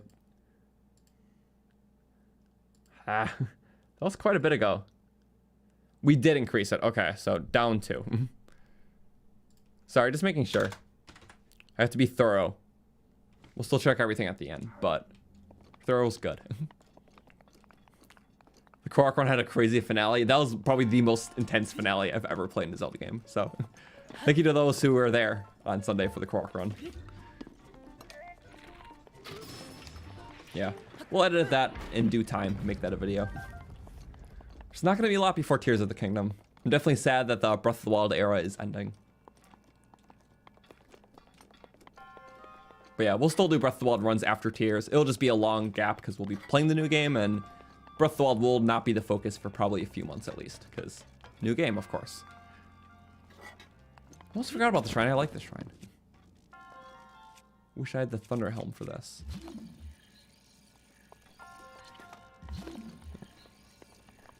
In terms of things to keep me over, though, I've been talking about it a little bit here and there, but mainly getting into a lot of new shows recently. I'm like more than halfway through Death Note, which I really like, and I'm surprised I didn't watch it. I'm a huge fan of Attack on Titan, and I'm pretty sure the animation studio who made the first few seasons, or like the production team, is the same. Either way, it's very good, and I really appreciate it. Also, I'm really enjoying Better Call Saul. That's really good. I'm on season 2 for that, so I don't know. Like, shows are my go-to thing, especially when I'm eating or just trying to do something before bed. Kind of ease my mind a bit, do something fun, but doesn't involve much more activity.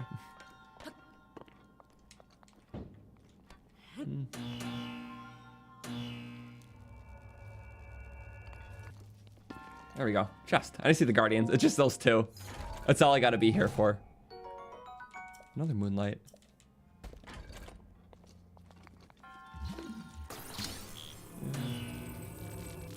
This shrine's actually really cool. I always kind of forget the shrine exists unless I'm doing 100%.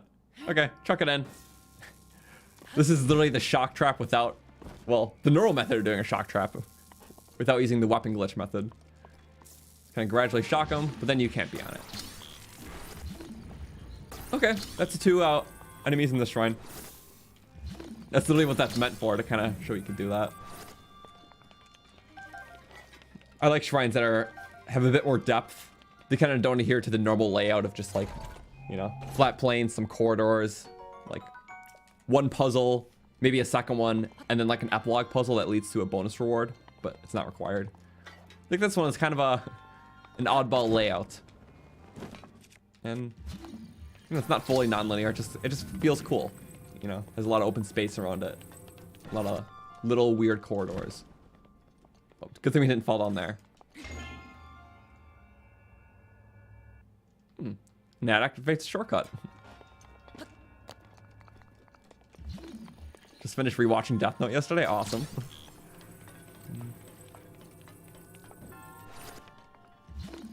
Did I watch the latest Attack on Titan chapter? I did not. Attack on Titan is literally the one anime where I watched the dub. So I have to wait like a couple more weeks, actually. The English dub, sorry. I really, really, really like the English dub to the show. The voice actors are phenomenal. Especially Commander Erwin. Levi's really great. Even everyone else, like Aaron in the main cast. Zeke too, phenomenal voice actor. Every other anime I watch the Japanese dub, but I really like the English one for Attack on Titan. But yeah, the only thing that sucks about watching English dubs, it's always like delayed by like a month, so. All right, let's go. Oh yeah, I forgot about this part. It's a pretty quick shrine, but it feels cool, you know? All the way. No half measures. All right, well, now we can mark off those last 2 enemies. Once we get one more Spirit Ore after this, then we'll get some more stamina. We'll finally not be at the base amount.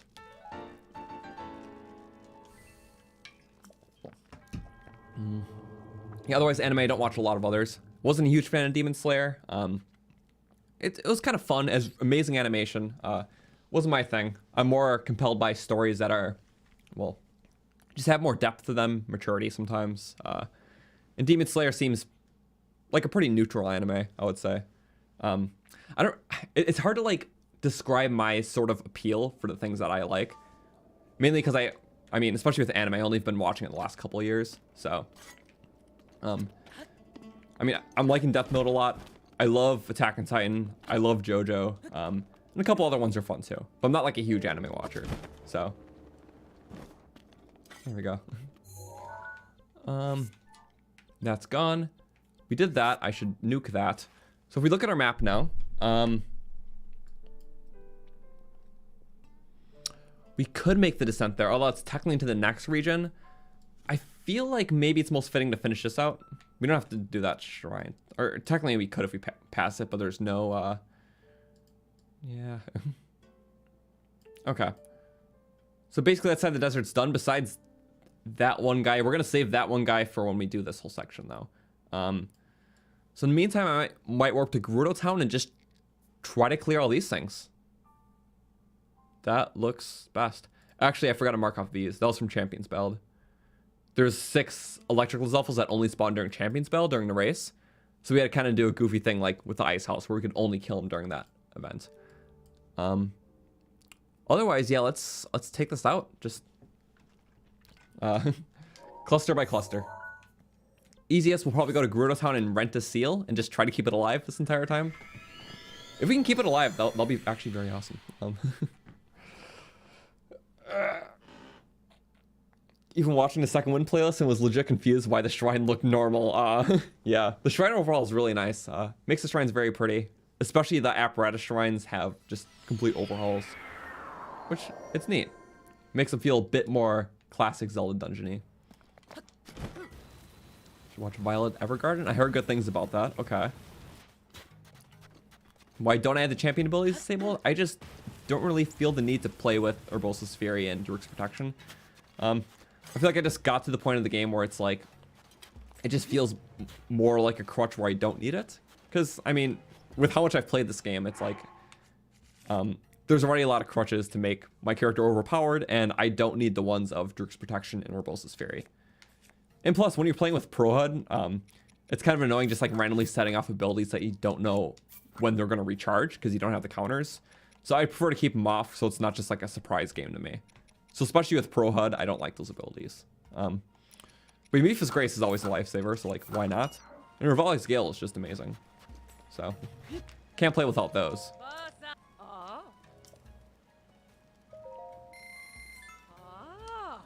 There you go.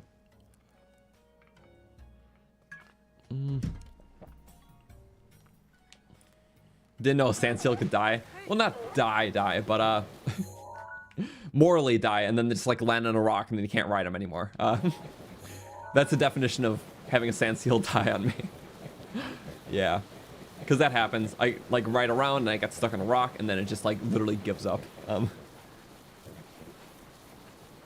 well. First thing is we're going by. It's actually technically a DLC shrine. There's a real shrine right there, but I believe it is not one with enemies in it.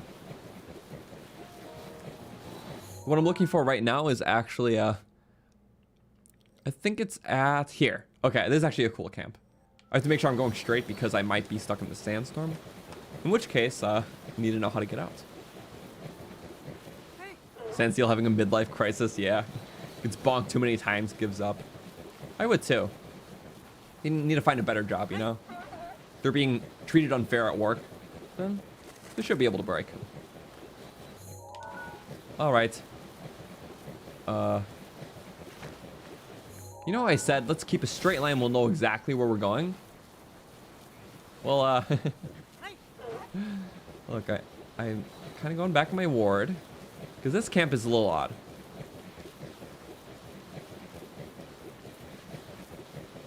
Sandseal treatment options with Croton, yeah. Being nice to the animals that help us.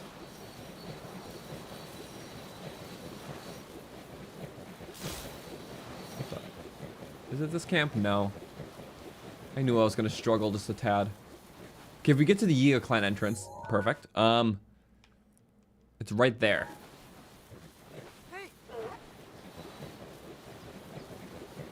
So all these guys are dynamics.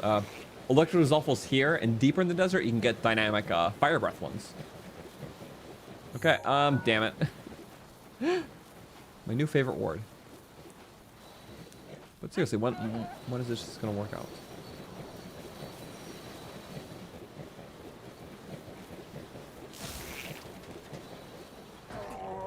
That's not what I wanted to happen. Oh, almost got swung. Okay,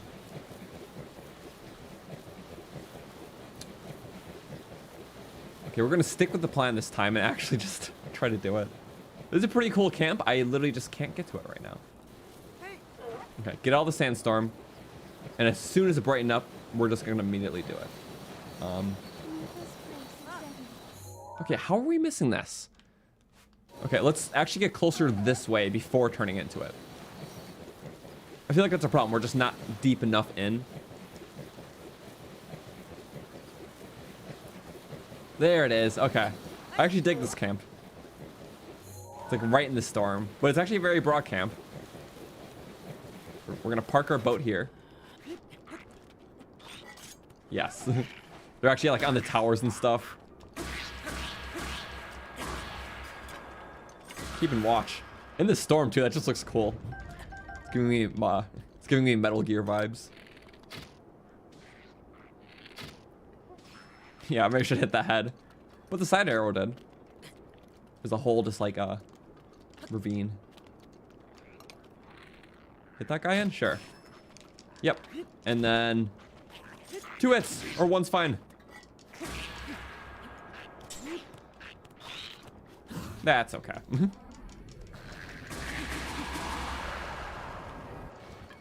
Sandsteel climbs the rock. Just grows extra arms. This is Roblox, clearly. It's a new game. It's really awesome. Supposed to aim for the head. Yeah, I usually don't like aiming and Z targeting, because it kind of like connects right away and follows, but for like any movement it sucks. It is kind of nice for an assist though, but yeah. Whoop. There we go. Spins are nice for getting out of the way. Jump back. Again. This should almost be a wipe.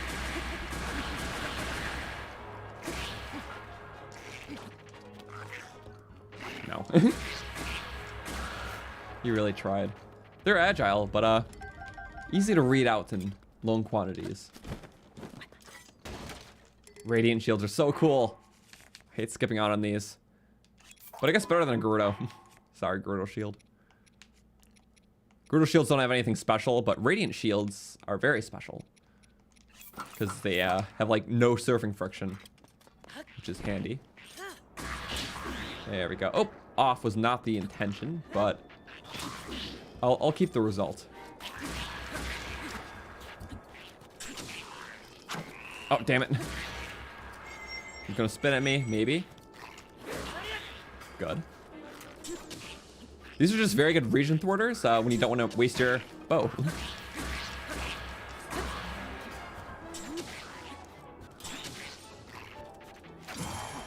Yeah, take it out. The shield's very good against them. I think it's yeah, it's a 50 guard shield, so those weapons will fly out of the hands. Also, my favorite is when you get a ruby, a sapphire, and a topaz from an enemy. It's like the perfect trio of like the mid-high tier gems. Also, I don't think you can burn this thing. No. That's what I always thought, but.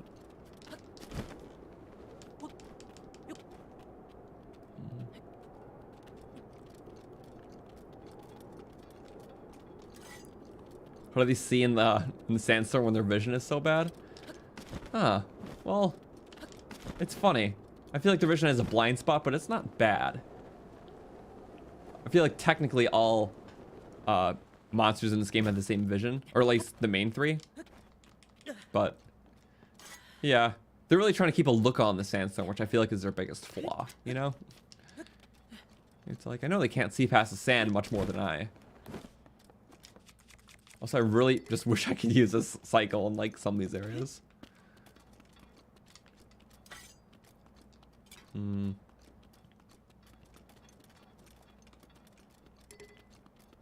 Okay. We killed all 5, right? I'm just over analyzing. Was it even 5? Yep, there should be 5. Yep. I think there's one over here we didn't kill. Unless we did and I just kind of didn't pay attention to the count.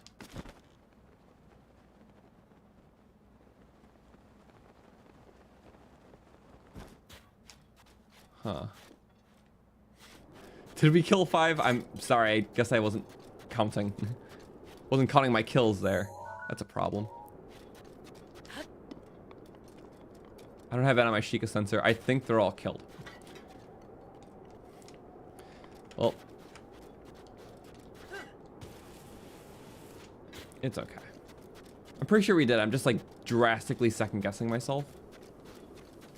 Yeah, because we would have seen it by now. Okay, we're good.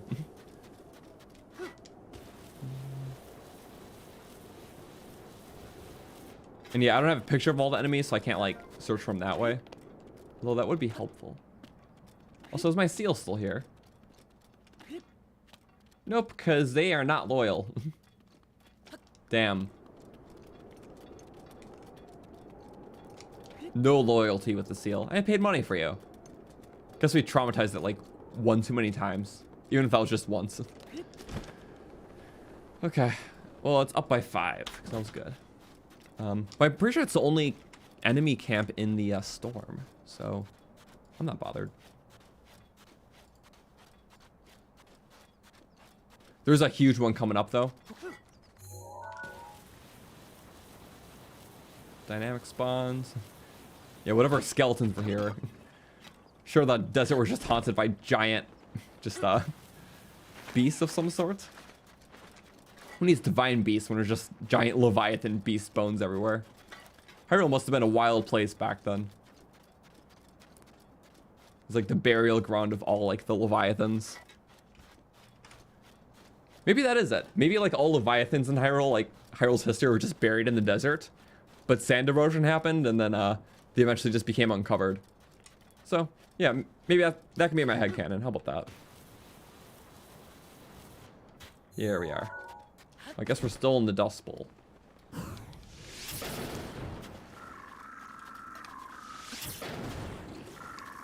There we go. Multi-effect. He's trying to get his weapon. Get me! I want a bigger threat. Gonna grab a rusty weapon? It's just a waste of effort.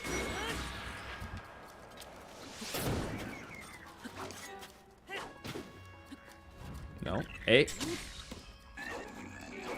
That's it. Take the loot. We're gonna do whack me. Yeah. Not with the rusty. Bye-bye. I'll take it. Zappy bappy. all the zap strats. I've been having to like self-limit myself with the shock because like for a few streams there we just went like so heavy with just like shock trapping enemies and just destroying them in like thunderstorms and stuff. Yes, no more storm. Oh, but a gold guy. Where were these guys when I was, flying the Bokos? Okay, let's play a game. Let's not get shot at while we're doing that. Ouch. I wish I could flurry the arrows. The day of flurry and arrows can be funny. Which I know isn't possible. It's more just a what if that could be cool, Get someone else just to stop him a bit. Oh, I should have known that was going to happen. Why are we still trying it? Great question. Why am I not using the most overpowered thing I could possibly use ever? Ow, I love that. That's okay. Mifa needed to do some work. Don't catch the boomerang and we're fine. Whoop. Nah. Okay. He's trying to catch up his little friend. Oh! Whoa. Ah. Yeah. That's fine. I much prefer it that way. Goldie's regen too much.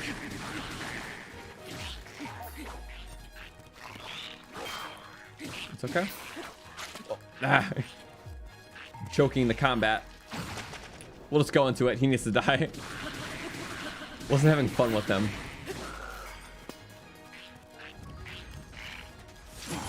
Yes.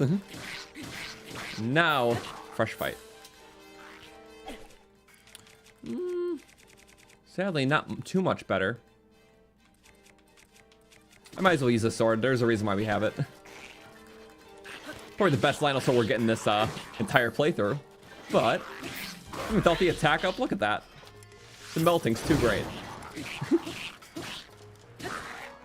A bit scuffed, but you know.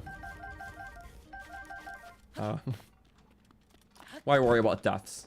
We respawn infinitely. Or in this case, 35 times. Ooh, lizard. I just barely saw you.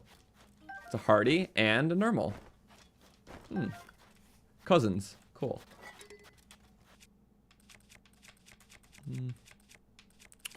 What should I be using? I guess that.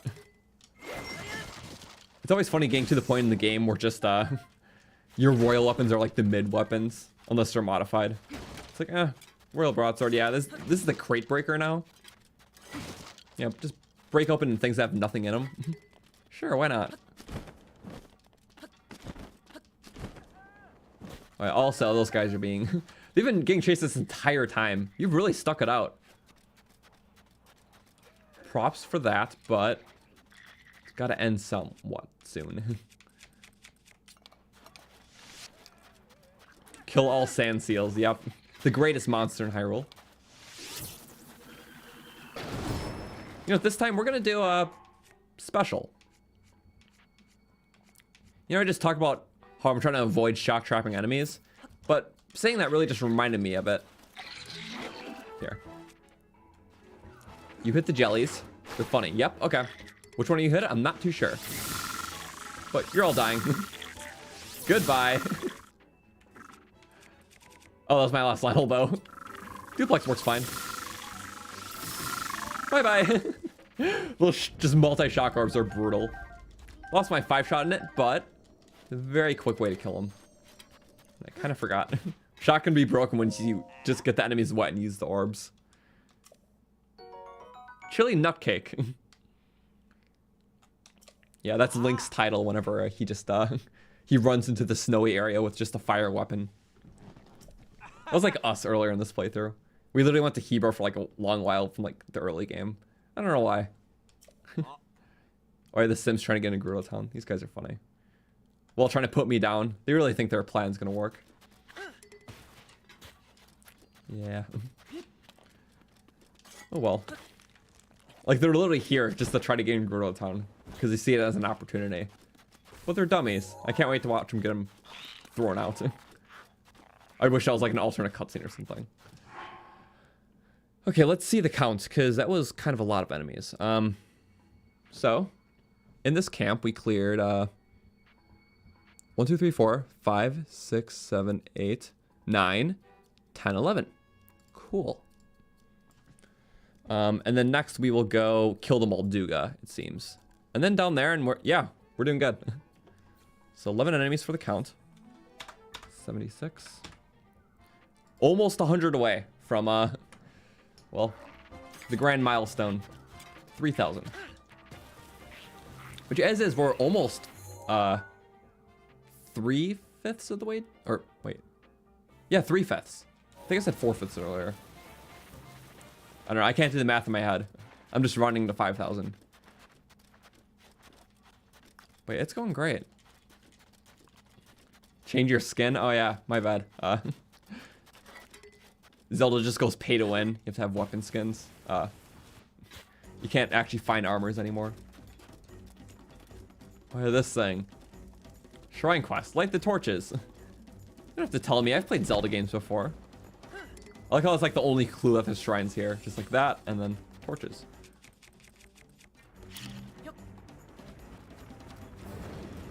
Bye-bye. Alright, what's the fastest way? Technically speaking, a good spin to win could do a lot. And we have an Edge Duality, which has good durability and just good combat merit. Just for like a tad bit. There we go. Nuke his health bar, some critical, some not. Yeah, I should not be using that. I actually don't have a really good bow, do I? Uh-oh. Uh-oh. Ouch. Not too good. That's okay. Bye-bye. Maybe get some more weapons from him. What happens if it blood moon's just ignoring it? No. We have a way to delay the blood moon if we just, well, our first method is we're just camping out in shrines. So when a blood moon happens, we just camp on the shrine really quick and delays to the next day. But a little bit into this playthrough, we discovered something where if we save the game like a second before the blood moon happens, basically we save the game, let the blood moon happen, but as it's happening, we close the game, reopen the game, and when we load back into that file, since it takes longer to load the game from the menu initially, it literally loads like a couple seconds past that. So it literally just skips the blood moon event entirely. So that's how we've been doing it. Hasn't been a single blood moon since, well, ever in this playthrough. And we are almost 3/5 of the way through it. So it's been good. Also, sorry, I needed to point out the Molduga in like the very far end of the screen. That's actually really cool. Just we killed one and just another one got mad and jumped up. At least that's our headcanon. What was that? Yeah, okay. Thunder Spear, actually I will just because it's attack up. And out of respect for getting attack up, we're keeping it. Sure. Okay, I wasn't the only one who noticed that too. Yeah, but hi Ren, sorry. Is there a comment I just wanted to explain? We have everything in the description, by the way, too. We have a little Q&A about the run, because several people ask, because they have the same question. Yeah, it's been interesting. We've been doing this run since November, I believe, once a week. So, a lot of fun. I feel like it's a good way to kind of bring closure to Breath of the Wild, just kind of playing this. Also, by doing this, there's a lot of enemies that we didn't see, just in my normal playthroughs, because I've seen 98% enemies, but not 100%. So, just like little camps. We found like that really weird area. Well, there's a bunch of enemies that only spawn during the Ice Cube quest line. And I feel like it's like a debug thing or something, because it's just a bunch of trios of black bokoblins, and it's very glitched out, the area. Ow. But it was interesting. That was just like, what, like an hour ago? But yeah, all around the Icehouse, only during that quest, it was just like a bunch of like black bokoblin camps that only spawn during that. So, way to clear them out, because we're counting everything. I was using Hyrule Castle to skip blood moons. I mean, yeah, that was our initial thing. We're just using shrines, but then we discovered that like a couple streams in. So basically makes it so we only have to do one blood moon skip a stream instead of one every, 24 minutes. Okay, also I'm gonna pull up my map really quick, and yeah, it was just the one. So yeah, now we got a big area. This is like an enemy camp mixed with the Molduga. So let's see, 1, 2, 3, 4, 5, 6, 7, 8, 9, 10, 11, 12, 13, 14, 15, 16 in total. Interesting. Okay. Update the count from that one Molduga. Why not spawn the shrine? We're only doing the shrines that are enemies, so. And that's like not even half of them. Also cool, there is Sand Seal, but we probably won't use it.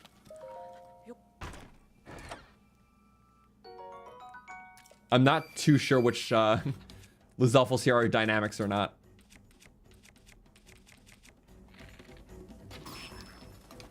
This works. Thought that would have worked better. Okay.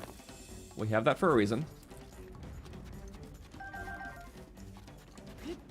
Okay, there's definitely dynamics, because none of these red Lizalfos natively spawn in the desert. Like, statically spawn, rather. But Molduga first, he's gonna give us trouble.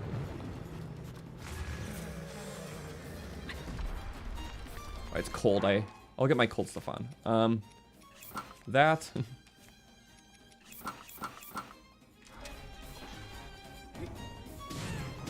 If I had more stamina, I could charge him to death, but a little short. Also, we barely even hit the belly there, so did not work.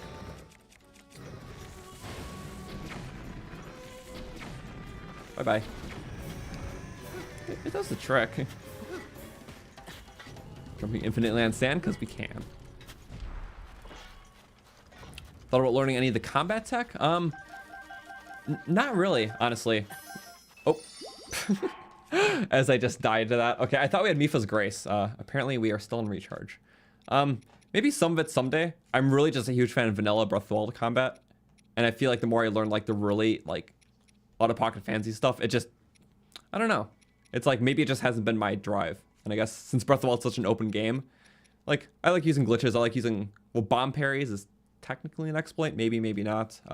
Wind bombing's nice. I like using the spear hitbox one where you get to like infinitely like twirl the spear for damage. So I use some glitches. I feel like it's just more tailored to what I like in the game. I just really happen to like vanilla combat a lot, so I really haven't learned too many combat glitches. So I guess that's it, I guess.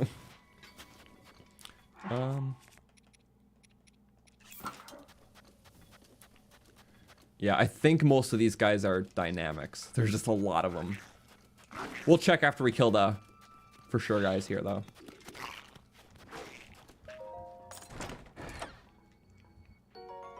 Okay. Random rupee chest. I'll take it. Not. Yeah, we would have gotten hit pretty hard there. I think if we cluster them up, maybe just that. We shouldn't get shocked. Oh, never mind. I should have known better. A death?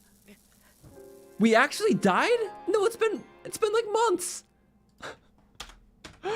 Okay, I was being stupid for literally charging into a shock keys. So really just my bad. For some reason I thought that my body would just be slightly too far. Nope, that would be the first death in literally eras.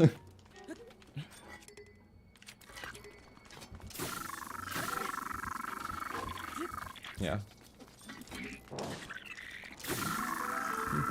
Let's go like that, and here, let him burn. That's stopping regen in its own way.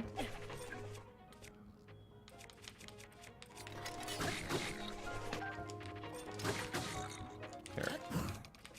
Is it blood mooning? We are 20 seconds away from a blood moon. That's great. We will have to kill one enemy. So it's not in vain. We are 15 seconds from a blood moon, maybe less. Great, I not expect it to happen right here. Let's get a live demonstration.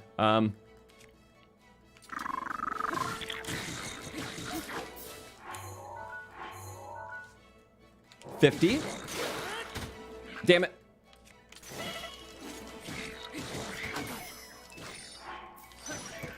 There we go. We are okay. Perfect. I don't think that would have counted as a kill because it was too soon. But if we save right there, such an awkward space to do it. I don't think they died fast enough. But save right there. Actually, it's fine. If we do it right there, it's good too. So those two should at least count as dead. We let it play out.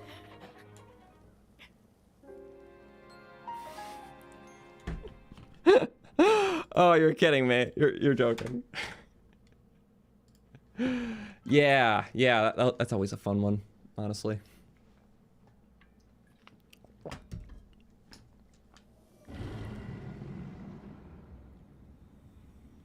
Yep. So first Blood Moon cutscene. Never happened yet. Doesn't matter. We close the game right now. I don't know if that's going to impact anything. I never died like that. I think I just brought up my sloppiest playing. We got 2 deaths right in a row. I think it's been at least a month since we died. So, very fun. Of course, it's going to happen when I'm literally not paying attention to my hearts because I'm just being arrogant of the condition. If it didn't work, we had the autosave before, technically. But, yeah. Last death was 2 streams. Was it really just 2 streams ago? I feel like it was a little more. All right. And just like that, Blood Moon's delayed. And it's the new day, 12:05. I'm blocking the thing, 12:05. And good thing we saved all those enemies, so it wasn't totally in vain. We definitely want that by that, not the best. Bye-bye. All right. Hate when there's archers, but we'll live. What if I could just keep going back and forth like that?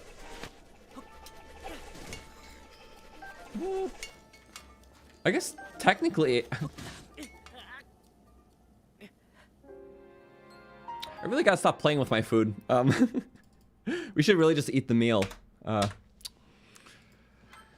Wow. Actually, I don't have Mipha's Grace recharged, and I have a crappy armor set on, so... Ah, damn it. Yep, see. They actually gotta close the game. I never tried to, like, do the boomerang thing back to back, and I wanted to see, actually, if I could get it. One time I wish boomerangs had, like, quick draw or something. It was a pretty big yikes. Yep. Deaths never come alone. They always come in at least trios. It's just the natural way. But something about loading in the game is either from initially or just the main menu. It loads it deeper into it. So you skip the Blood Moon. But, you know, since we died, then, yeah. There we go. No Blood Moon.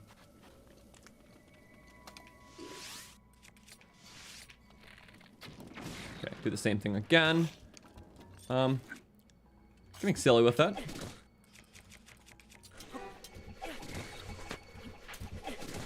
Ah, I feel like maybe you can. Like, I feel like it's possible. I just have to get, like, the timing perfectly. So I feel like that could be a kind of fun thing to learn to do. Bye-bye.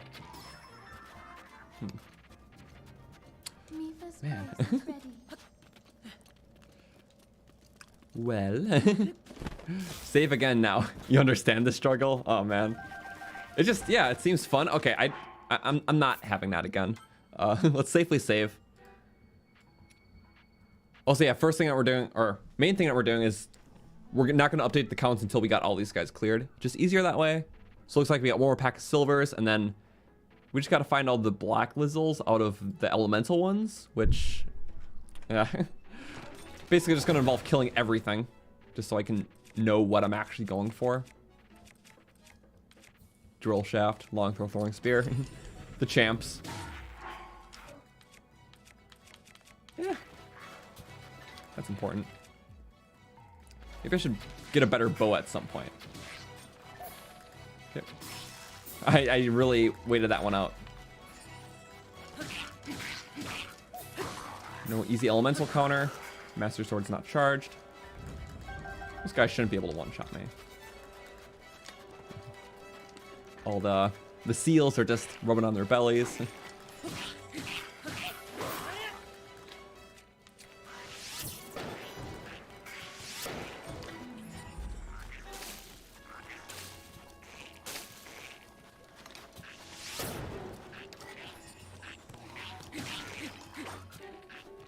Sure.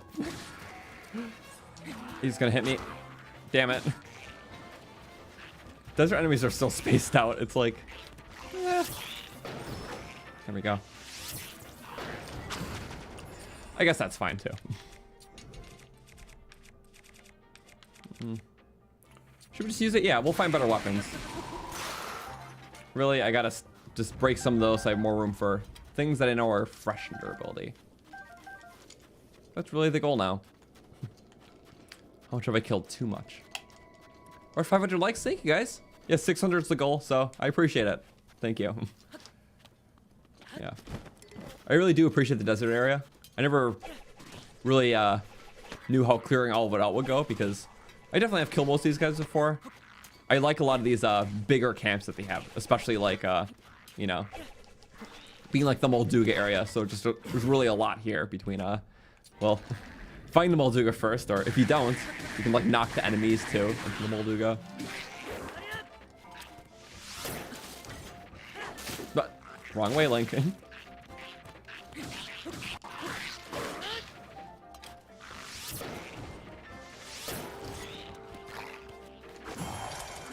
Okay. Do it again. Quick draw. One for you. Fire's just good for the stun. With some bows, if you shoot at least close to an enemy with an elemental effect, they catch on the effect. I'm pretty sure that it only applies for like the multi-shot bows though. At least that's from my personal experience. It seems like they can at least light things like if they're close to touching it, even if the arrow doesn't land. Single shot bows, I don't usually get that luck though. Or, can't say luck, but yeah. Oh yeah, we have Master Sword now.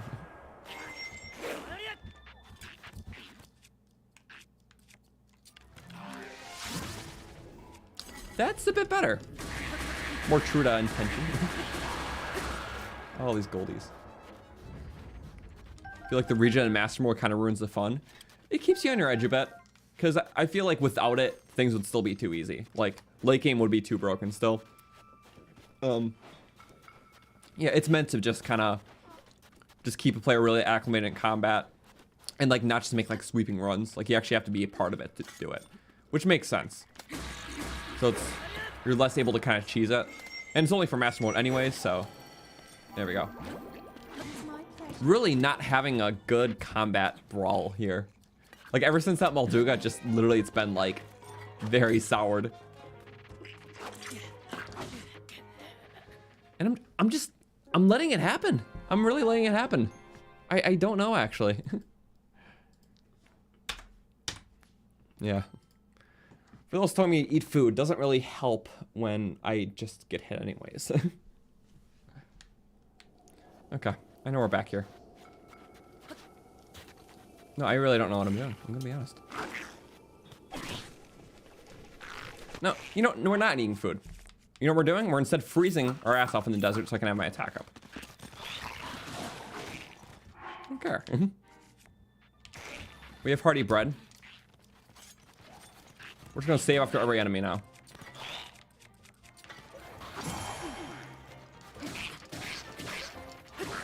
But we have more defense with this set. Okay. Hate those guys. What are you? One who can die fast? Good. You will need to. I feel powerful phantom armor on. I just kind of need that at this point. Go up there? Sure. It's literally just revenge. Mashing my controller. Doing it fast. Eat the bread. I gotta keep the bread. Besides, healing doesn't fix a skill issue. That's the biggest problem. If your deaths are a skill issue, no food will really save you unless you just chew copious amounts. Those were all worthy defeats, because I messed up something. And that's fine, too.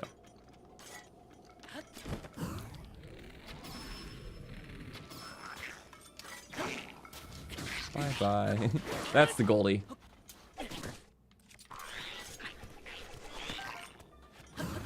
Now I feel a bit better. I'm feeling more confident now. I don't care if we're gradually dying because I have my Mifa's Grace. I have my attack up. And really, it's a good time. Ooh. 2 blueberries. And the Holy Drill Shaft, of course. That's like the major attack up one. The 26. Okay, now we're just gonna save. Yeah. We have Drill Shaft, we have bread, we have Baby Floyd, we have everyone. So it prevents most stats. But if we do die, it comes in bunches. You know? When you find a banana, it's not solo, it's a bunch. Deaths are like bananas. Thank you, Mifa. It is my pleasure. Also, I guess another chest, cool. You know, now I feel more better. More okay. I'm more okay now. Oh, it's a shot guy. But he doesn't even know what hit him. He's really confused. Uh-oh.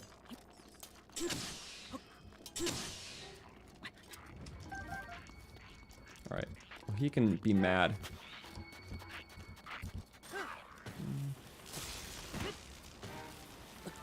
Do the fast turns with the... Oh, it kind of gets the odd momentum, actually. Or in that particular case, it felt like it.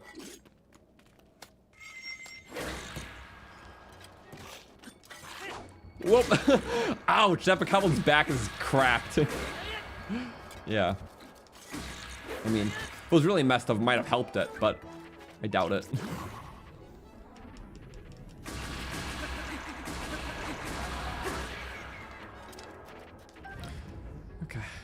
The electric guys, those guys are curious, but there's bow guys. Doesn't sliding your shield left and right increase speed anyways? I'm not too sure. I feel like I was just more of the straight descent is helpful. Okay. Bow guys are just infuriating. Two bop. Just stun lock. And then, yeah, big combo. There we go. He can die in that and then die with his friend in just a moment. See, what just happened? Like, those last few minutes of playing, like, we were just being Garbo. I don't know why. He's confused. He gets just slammed down and put in the sand. Always fun.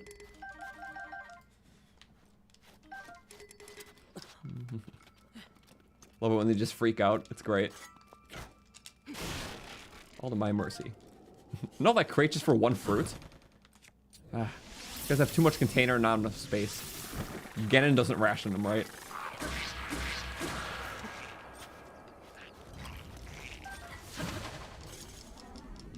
Yeah.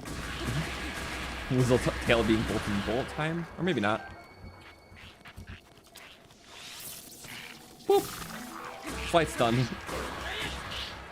Shock still affects these guys in terms of the damage output. It just yeah, not stunned for very long. It's like 0.3 of a second. Because it's well, it's only 10% of what a normal enemy is stunned for, which is 3 seconds.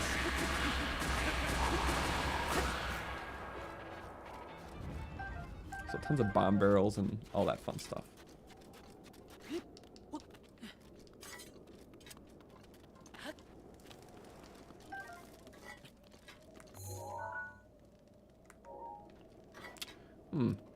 I guess now's the time where we just kind of glide around and hope we got everything. Because, yeah, there is dynamic enemies mixed in with the normals here. So in order to make sure we got them all, it's literally just a matter of...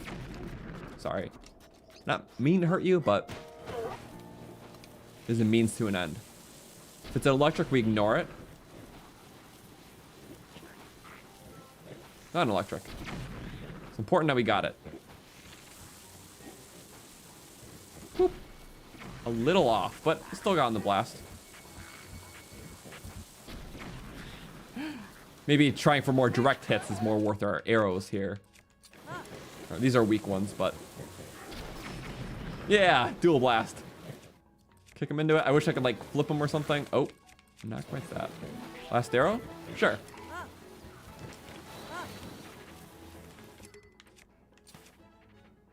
Bye-bye. Get fired. You're out of here. Maybe I should not be using a 12 damage bow for that. What? I thought at least the second one would do it. To work with me. Jeez. Why does it seem like his health bar was just greatly enhanced when I know it wasn't? I just miscalculated. Only 39 deaths and 2,800 or yeah, 2,877 kills is cool. Yeah, it's a good KD ratio at least. I didn't expect the deaths to just swarm like that, but they did, and that's okay.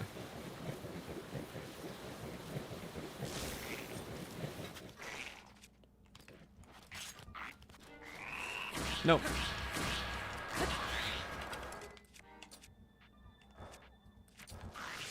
Just hit body shots, because... yeah, hitting the head's a bit fatal. Even if you have the set bonus on this with the shock resistance, it's still not a level 3 shock resistance, so... You'll still take damage from shock. So yeah, don't headshot the electrical Zolfos when you're close to them. Only when they have enemies around, because then it's helpful. Glad to see him still going strong. It's been very good. Thank you. Okay, I believe everything is killed around here. I am just gonna have to make sure. No, I'm like very sure. We look at our map. I mean, they are pretty spaced. There was like guys up there that I killed. I'm also looking around in real time. I just need a moment. There's like pretty much no enemies left on the ground in general. I'm like flickering between this and that. Okay, the one that's here is not. Because then we can just mark off everything and we're good. Okay, there's one that's like outside of a camp. I want to make sure I got that. Shouldn't be anything here. The Molduga spawns there, but obviously he's dead. And assuming everything's good on the opposite side of this giant rock, then we should be fine. But first I can get this chest first. Enemy count, that was, I'm pretty sure I said 21. 1, 2, 3, 4, 5, 6, 7, 8, 10, 11, 12, 13, 16, not 21. Sorry, I was looking at the map on my end. It was just easier that way. But yeah. 1, 2, 3, 4, 5, 6, 7, 8, 9, 10, 11, 12, 13, 16 enemies in total. So let's go clear that out. Oop. Or I'll keep running while we do it. 93. Perfect.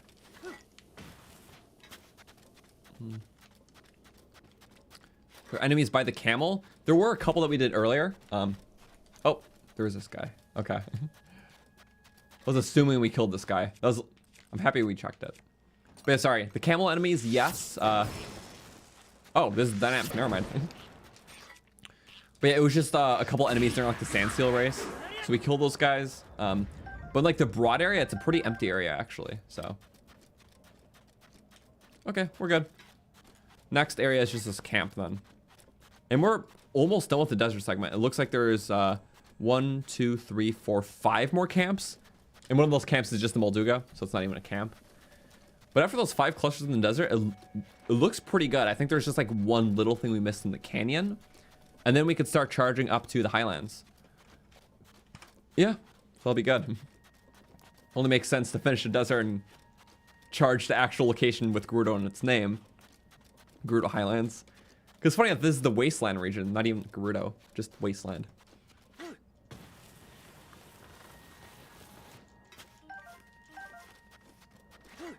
Egypt. It's like Stardust Crusaders, but just Link.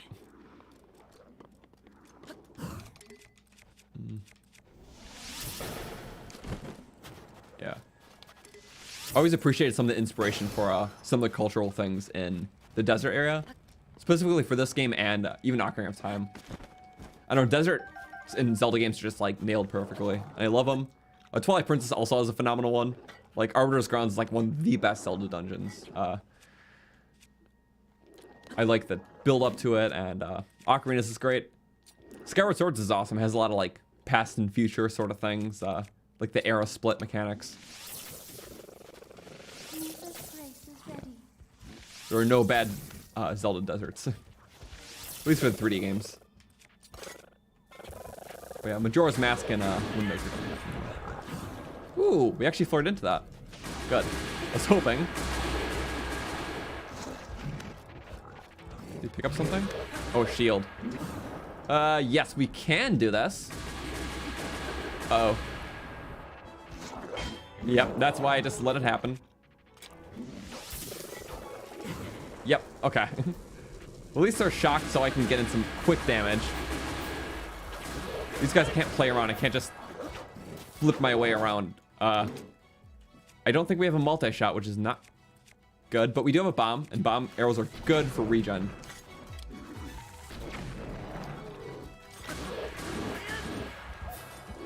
That's actually really good. Okay. Just line them up, bunch them up. Really just have a party. Woo! I think I just got sideswiped past my shield, actually. One hit takes away my entire Mipha's Grace. The next hit takes away my soul. Yeah. Man. Hey, Conjul, 121 monstrous desert Denzians were slain tonight so far. Is this that Denzians? Sorry, I'm verbally illiterate. It was going okay up until then. I'll give it that. I should really be using my better arrows here. Nope. It's okay. We got it next time. It was going pretty decently though. I can't complain at least. That's okay, at least it's a nice even number now. So I feel like that's okay.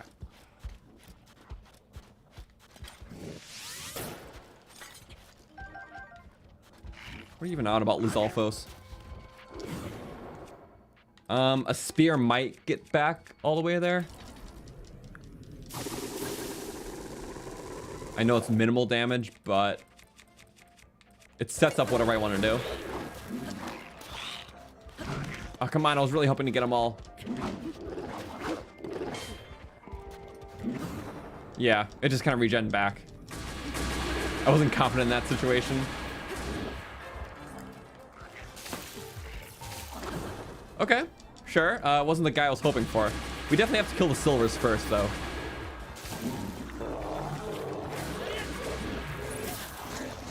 Nice shot, whoever that was. Is there another?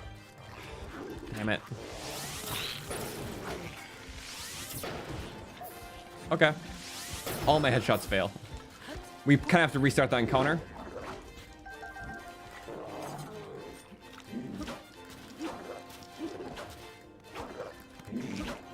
I could have sworn I flurried that. Okay, how'd that final one count? And the rest didn't? Not too sure. Okay.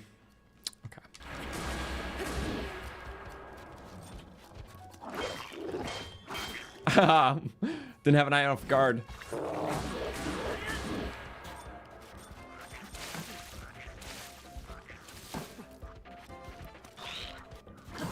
Sure. Okay, maybe we can get one hit of the moblin. Nope. Not even close. Pick up something. Sure. We can kind of bat him around. It still staggers pretty well. Okay. I can do two a bit better. My goal wasn't even to kite. It just kind of ended up like that. Okay. I knew we wouldn't. Okay, which was still risky. Yep. Now that's better. Moblin toughness. Oh, there we go. There's our 2-for-1. Really hoping that would happen soon. That's a double death. I can overcommit. I was just very happy. These guys had sapphires on them. Twinning.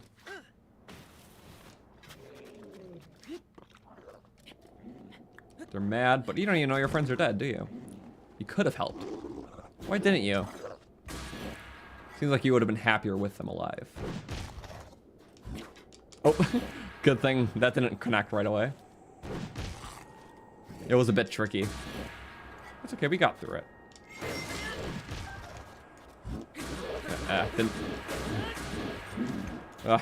Didn't mean to do that.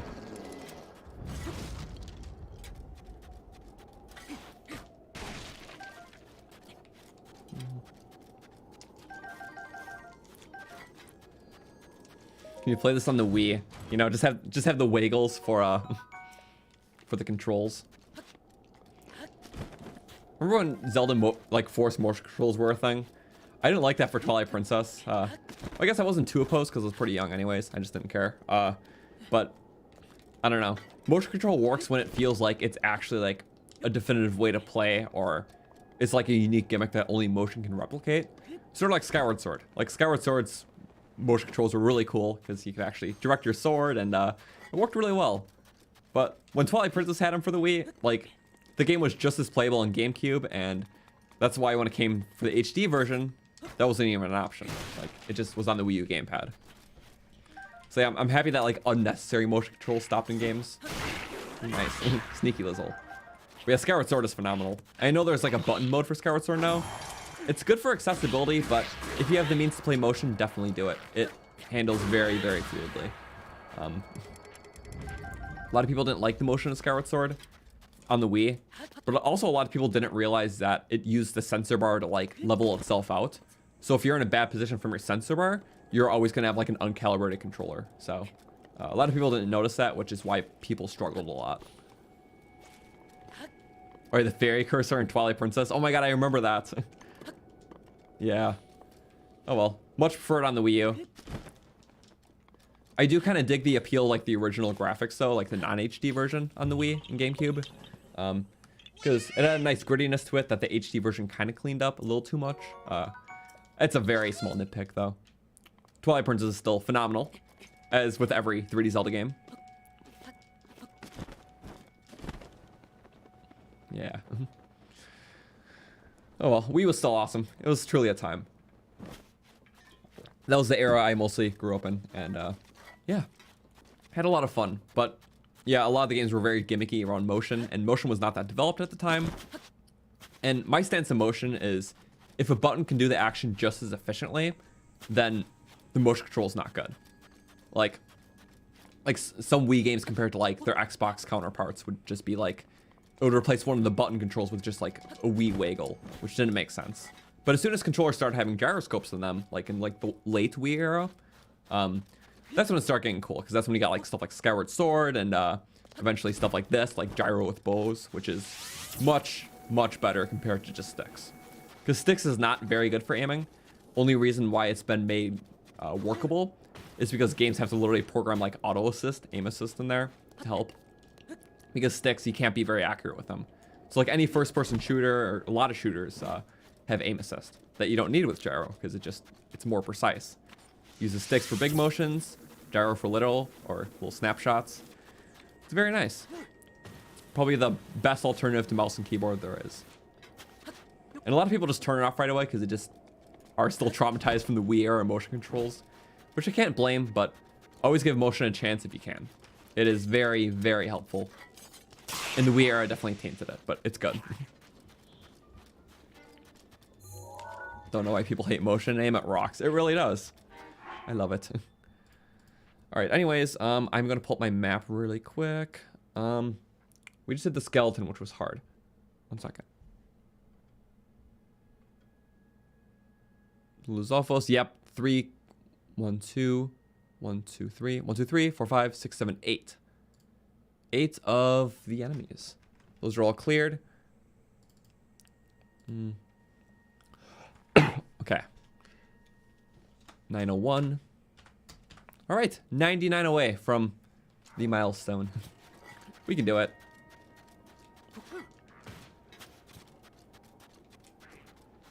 Also, I really wish I had a seal. Love to seal that deal. So Arbiter's Grounds is the next one. It's pretty far out. It's like there. Well, I guess there's like 4 of them. They're all in the... Or... Yeah. 1, 2, 3, 4. And then there's one in the shrine right there. Which there is seals at the shrine. So maybe start making a rush to that. And then naturally everything else comes... Naturally? Yeah. We'll make it work. These are like more like the storm camps. I do appreciate the difficulty in the desert, you know? Like after having a few streams where we're just really breezing through some difficult parts, I at least appreciate it. Finding packs and moblins can still be difficult, especially with archers in the way. And even with games like this, it's like, you know, mistakes happen, but it always feels like there's something more to challenge me in the game, which I like. This is a big camp. Okay. Let's see if we can do this without dying. 3 boomerangs. Wow. Master Sword recharged. Not for a while yet. Yeah, we've broken so many Master Swords in this stream. Or it's recharged so much. Okay, let's see. Let's see if we can do this without anything too cheesy. Not that I'm usually doing that, but... Oh, wow. First things first, don't have a multi-shot, so... That's exactly what I was trying to avoid.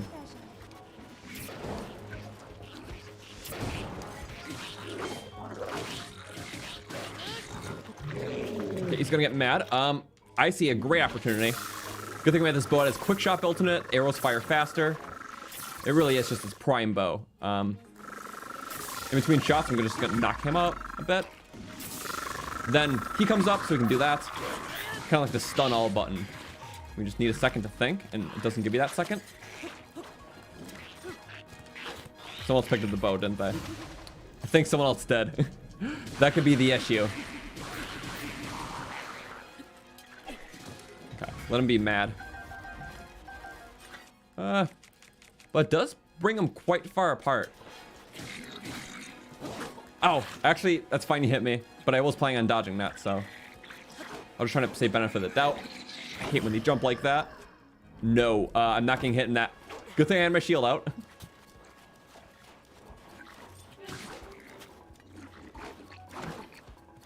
Got hit. Oh, sure. Weapons burning up. How are we gonna do this? Yep, I hate when they just lunge like that. Fire Rod does work for just some quick stuns. Quick thrills, you know. Switch up the elementals. Oh, did not mean to do that.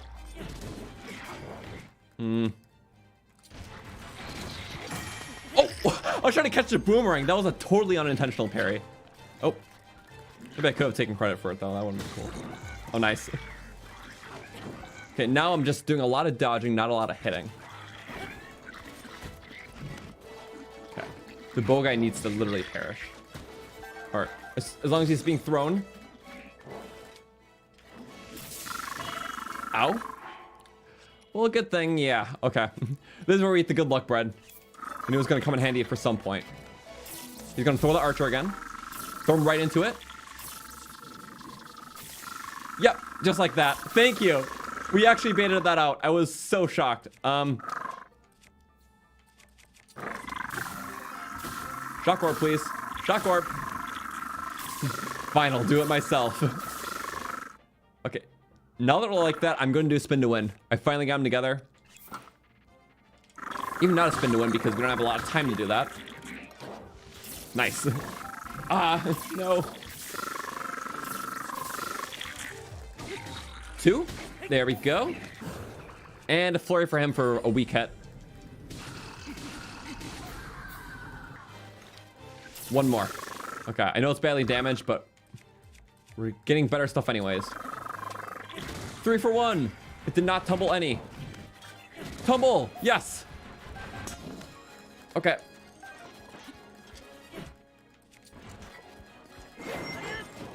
I was really hoping that would work, and it mostly did.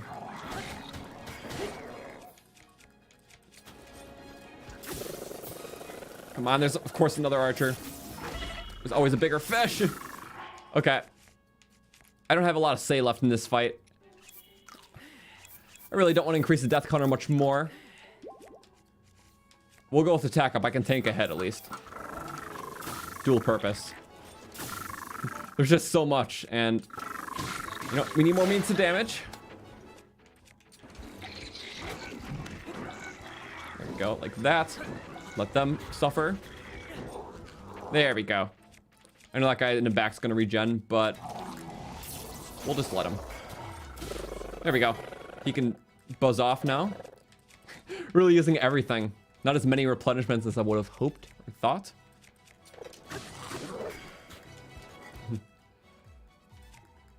This game at crawl control mechanics keep the enemies grouped. I mean, it's more so about setting those mechanics or setting those things yourself. It's like, how are you going to control the situation? Which is what I appreciate. Like, the desert's supposed to have tough camps, you know, it's literally the desert. Deserts are just known for being hard. Video game desert stereotypes. Hard difficulty. Okay, that one I kind of took a risk on. Also, I know that it won't be a one-shot, so... There we go. Hit between shots. Move all the way. Man, that was a camp. Jeez. Ow. And that was a hit. No time for games. Just, hit. Hit. Hit. Wow. Okay. Okay now. That wasted a lot. Yeah. The deep desert is, just deep. This is why I don't play with electricity and demonic pigs. This is why Link's got to grow up a bit. I mean, I would assume we are, but the deaths push us otherwise. All right, that was my boomerang. We have a lot of slots at least. I'm just not... I mean, when I was getting replenishments, I didn't have the slots. The game's about using your stuff. I like using everything. There's just a lot of versatility between doing stuff with like the elementals, taking advantage of like the chest that was there, and trying to hit some boomerang hits, especially when they're all clumped together. Or trying to get the moblin to chuck the bokoblin at the rest of them so they group up. Stuff like that. Archers can be really painful to deal with, especially when they have more health. But yeah, it's tricky all around. I appreciate the curve though. Smells like bacon. Yeah. Oh, Ganon. Actually, you know what I thought about? we have not scanned in any amiibos today. We are almost 3 hours into the stream, or a little over 3 hours and no amiibos. So I'm actually gonna do that because amiibos are cool. Let's actually mark off the counts first. Usually we do amiibos in the earlier half of the stream. Not this time. Okay, it looks like, yeah, we did that camp right there. 1, 2, 3, 4, 5, 6, 7, 8. That was a lot of enemy. Oh, minus that barrel. Yeah, that's what I gotta make sure of the barrels. All right, so 8 more. Brings up to 9, 2909. What if it was just that barrel right there? Very well so could be the case. Yep. I was like, wait a second, where's the barrel? Oh, probably that very loose one. Cool. I do not have time for this. Donation. Okay, yeah, for once, we're actually not great on the food situation. Still 3 minutes to grace. I think that's like a name of a band or something. 3 minutes to grace. 50 seconds to Mars, you know. Okay, so I have a much better idea for all this. We go to the fairy fountain right now, because that could actually help out our death situation a bit.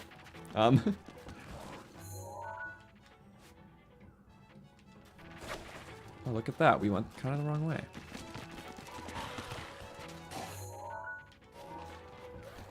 We're like by the Molduga. You know what? Very convenient. Good thing we fired that when we did, not later.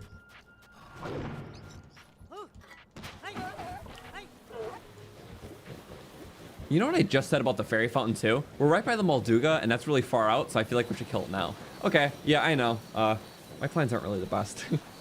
But if we kill the Molduga, then hit up the next camp, then a reward is the fairy fountain. And then after that, there's only one nearby. So it really saves the most time. Of course, there's shock enemies. Yep, I knew it.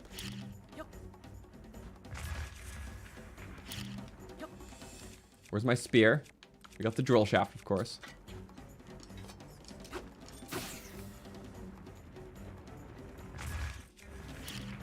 Come on.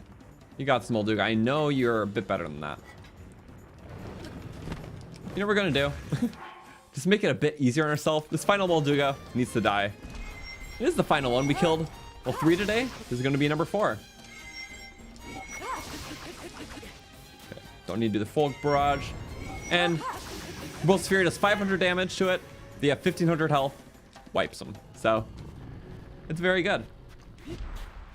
They're not per se weak to electricity. It's just that Urbosa's Fury just happens to do a lot of damage to them. So that and Guardians it does the most with 500.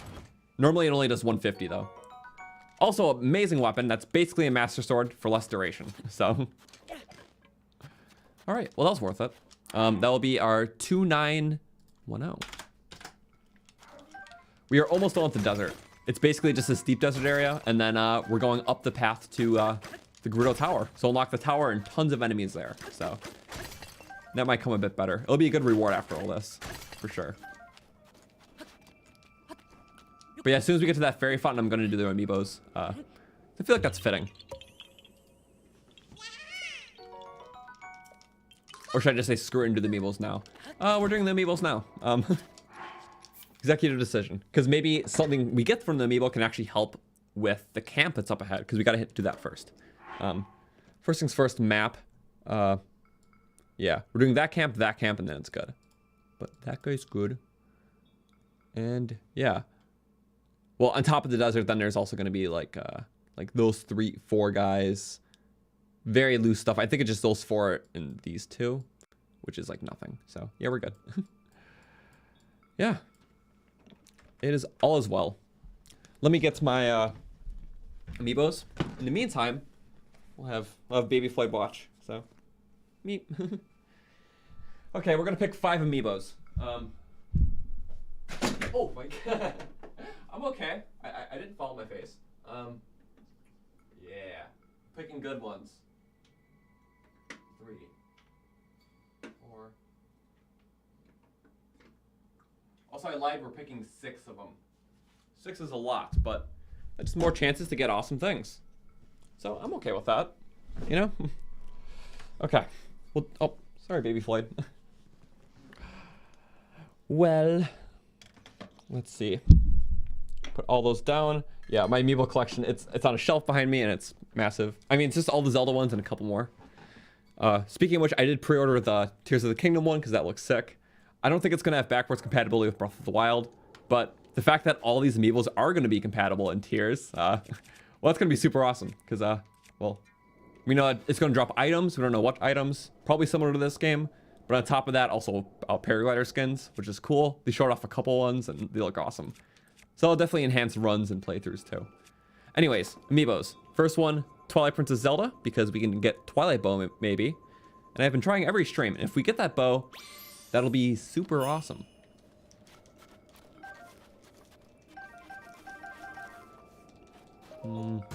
Twilight Bow, of course.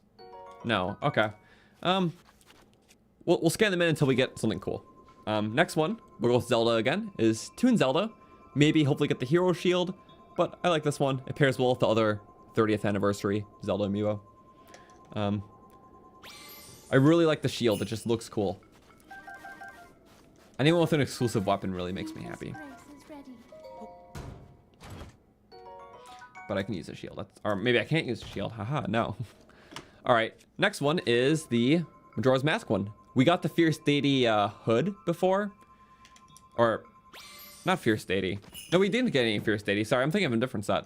But it'll be awesome if we get Fierce Deity stuff. Because I like that. I think it was like the Time hood or something from... Good weapon though. Great modifier. Alright. I'm going to keep scanning them in until we get something cool. Next is the Ganondorf one from maybe Sword of Six Sages, because that's a cool one. It's like literally a glowing claymore. Also gives crates and money. Yeah, we love this guy. There's only 28 more likes to the like goal. Thank you guys. Yeah, the goal is 600. Also, a Luminous Stone is such a bad reward. Why that? You can get a lot of gems from him too, but a Luminous is like the worst. Or one of the worst. Oh, Master Sword. There we go. I got my Crate Breaker back. Yeah, not really a good Ganondorf drop. Huh. I wonder what's been with the weird, yeah, drops. Anyways, here's 8-bit Link. I want to get Sword. The sword is called Sword, and the sword is cool. This is like the first time we're just scanning everything all rapid like this. That's okay. I can use the arrows, actually. Restocking through Amiibo? Hell yeah. I paid for them. I deserve to use them. And then just get fire arrows. Alright, well, last one I grabbed, because I grabbed 6. Nothing really too special, but, I mean, still materials. Is Ocarina of Time Link. I'm pretty sure last time we got the cap of time. So, maybe one of those, or the big orange sword would be cool. The meat flip.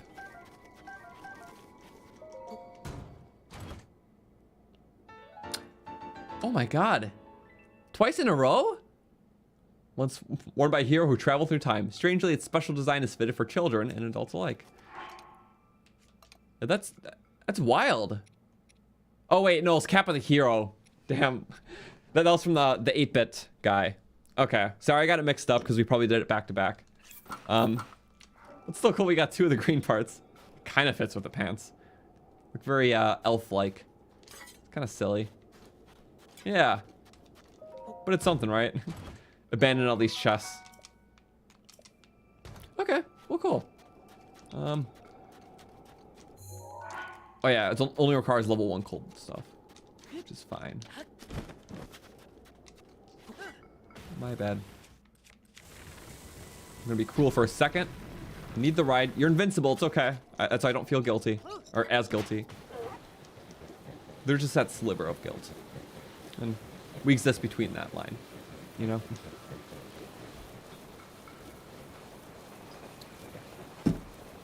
Yeah, honestly, thank you to everyone who's been here today. It's been really fun.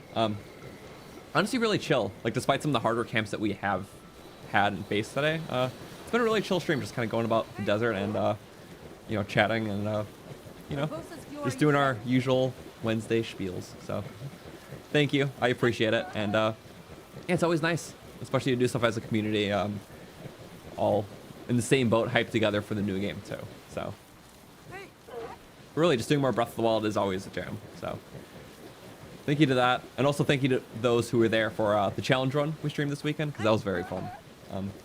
Probably be our second to last one before Tears comes out.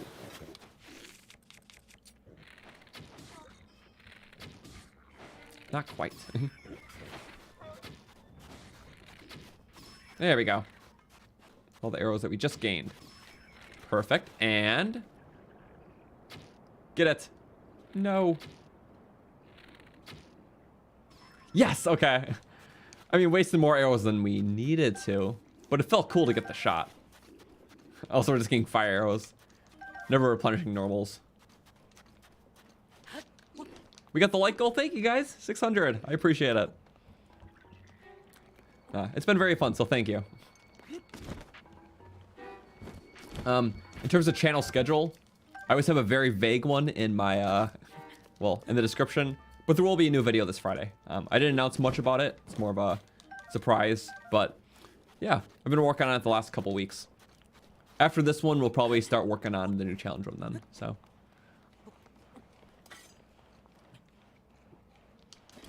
Okay. Well, this is gonna be a little... Yeah! Wow! How am I supposed to pay attention to what's going on? Oh, I guess Fury. I didn't even know I had my Fury. It is helpful. So that probably is your crowd control move. Hopeful that we turn it off, right? They stay stunned forever. Yeah, it does trivialize things quite a bit. But for this one time, I'm gonna use it. It still worked. Okay. And they stay stunned forever. They drop their weapons, all that. It really does cheese things quite a bit. All silvers is pretty tough. I mean, in the base game, they're all black enemies, which is doable, and they don't regen. So really, it's a huge, huge ramp up. With the Master Sword, it makes it really fun.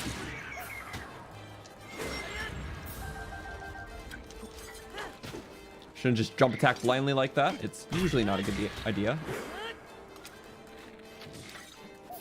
Like that. So that time he was distracted. Sure. For 2 hits, why not? We look like the hero of time just going with the Master Sword finally. It looks cool. Like even blending the 2 type of classic outfits. Yeah. Sadly, there's not a lot of opportunity to play with classic looks in a normal Breath of the Wild playthrough, because the one in the base game is tied behind 120 shrine completion, and all the other ones are Amiibo, which may take a while to get without saves coming. So you know, I feel like the way that it's done here is good, or it's fun. Sorry, it just sucks that it's hard to usually play with it across your normal playthrough.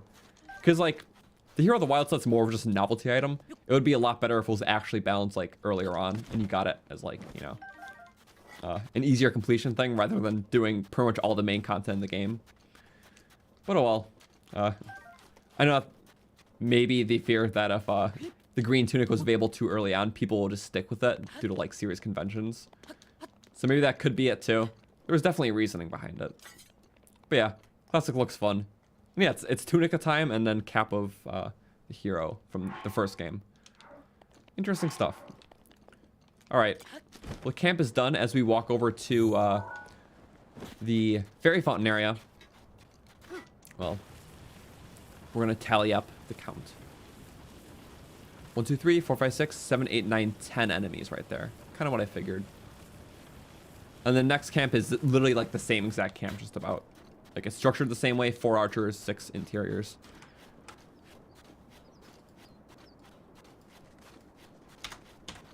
Here we go.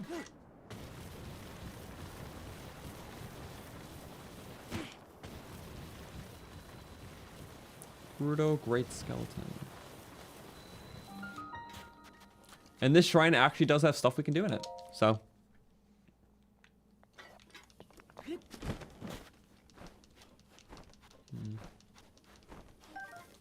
Saflina, all that. So good. Now that won't be as much of a problem. Because we had some fairies going into this, but not too much, and yeah. If we keep the death count 40 even for the rest of the playthrough, that could be good. Hebra might be where it knocks off, though. I don't know when that's going to be. Also, what region should we tackle after this? I know last year I kind of asked between jungle and desert, and most people said desert. Jungle could be fun, though. We could maybe do a winter area. Even Highlands. We can start with that and then go somewhere else. There's a lot of different options, that's for sure. So what fairy fountain number is this? I don't know. Great skeletons are neat. They are. I mean, especially considering there's a lot of, like, Leviathan bones in the desert. But this is, like, the big one right at the end. And around the world, there's some other ones, too. But, like, so many in the desert. Also, yeah, final fairy fountain. There goes our 17,000 rupees. Down to 7,000. I know my counts block it off, but usually there's not anything in the top right. Definitely when we play Tears of the Kingdom, though, there's not going to be, like, on-screen overlays. Only thing on-screen is going to be me. Because, you know, it's a fresh game, so the more the game scene, the better. And it makes the most sense, too. Like, I'm going to be way more thorough when I play that than when I do a game that I've played a bunch of times like this. Because, you know, just absorbing everything, the dialogue, the world, definitely taking my own pace, like I think we all are, and it'll be great. But yeah, streaming-wise and content, I'm not going to have any overlays, because too much will get in the way. Besides me, I guess. There we go. Okay. Let's get in that. Can enhance to the max? No, I kind of want to see what we can do. I haven't been too focused on looting, but at least the monster parts will be good on. So, Ancient Greece level 3 is, yeah, that many cores. That's insane. Tunic of Time. Let's just start upgrading things. Ask questions later. Barbarian armor. You know, if we can make a better set than the Phantom, I feel like we should go for that. Like, the sooner the better. And then also we should think of elemental resistance armor. If we can get the cold set to level 2, that should be ideal as well. Make myself a little smaller too? Yeah, definitely. For tiers. Just a bet. I mean, I don't think I'm really blocking anything, because I think the only thing I really block in Breath of the Wild when I'm playing is when I pull up the map, you can't see the time. Or like stuff in like the inventory slots at the very bottom. Which in that case would affect like the very, probably later game, assuming it's structured the same. Yeah. My camera actually used to be on the right side. It was that way up until, well, oops, sorry. At least 2 years. I don't know. I feel like at least when we started our Relics playthrough, that's when we started switching the camera to the side. But for challenge zones, we always had it on the side. It's just that I always had my camera on the right side for the first. But yeah, I feel like this is more natural. Like, I don't know, it's more like I'm looking at it. And plus with the game, the way the game's like kind of faced, more stuff on that side's more important for like the, I don't know, it's hard to describe. It's like when you're taking a picture and you're choosing a camera angle, it just looks better at some places. Yeah, that's the best way I can describe it. Say hi to Viv for us? Will do, of course. She is probably maybe playing Overwatch, so she's been really getting to that, especially when I've been busy. When we are usually together, she's been playing Ocarina of Time. Oh yeah, Fierce Stadium boots. I do have the boots. Sorry, I was like, I thought I didn't, but I do. Also, I thought that material to level up was the same, but it wasn't. Never mind. But like the effects are the same of the armor, rather. Anyways, yeah, watching Viv play Ocarina of Time has been a lot of fun, though. I was talking about it earlier, but yeah, especially like with the order that you can do dungeons and how people take different paths, even from the intended, is cool. Honestly, like, I feel like with older Zelda games, I replay them like once every few years. Like, I feel like next on my list, when I do replay an older Zelda game, it's going to be Wind Waker. I actually really want to do a 100% playthrough that game. It's the only Zelda game I haven't 100%ed, which, you know, is pretty fair because it has the whole picture quest, which is a very tedious 100% thing. But I probably will do that on stream. And on top of my first 100%, it'll also be my first hero mode, because I'll probably do it in hero mode too. So, Yeah, I think that'll be very fun all around. That's going to require all the horns. You know, might as well. Get some defense. We're actually going to be tiered. Because that's what I actually should have. Since this is a challenge playthrough, I'm kind of rushing some things like that. But imagine not skipping the fairy cutscenes. Yeah. I feel like a lot of us were on the same boats when we're just trying to play Breath of the Wild. And you know, we're in a house with other people, whether it's parents or siblings, and you just hear the Great Fairy just making very questionable noises, and it's like, oh, skip, skip, skip, skip, skip. Yeah, a lot of us have been there. Isn't that fun? Okay, the circlets. At least that's all level 2 for ancient proficiency, of course. Desert stuff, I'm not going to need it past a certain point now. This is the main priority, which we have plenty. Let's see how much we can get the snow quill up. Because that means we can actually do some snow stuff next stream.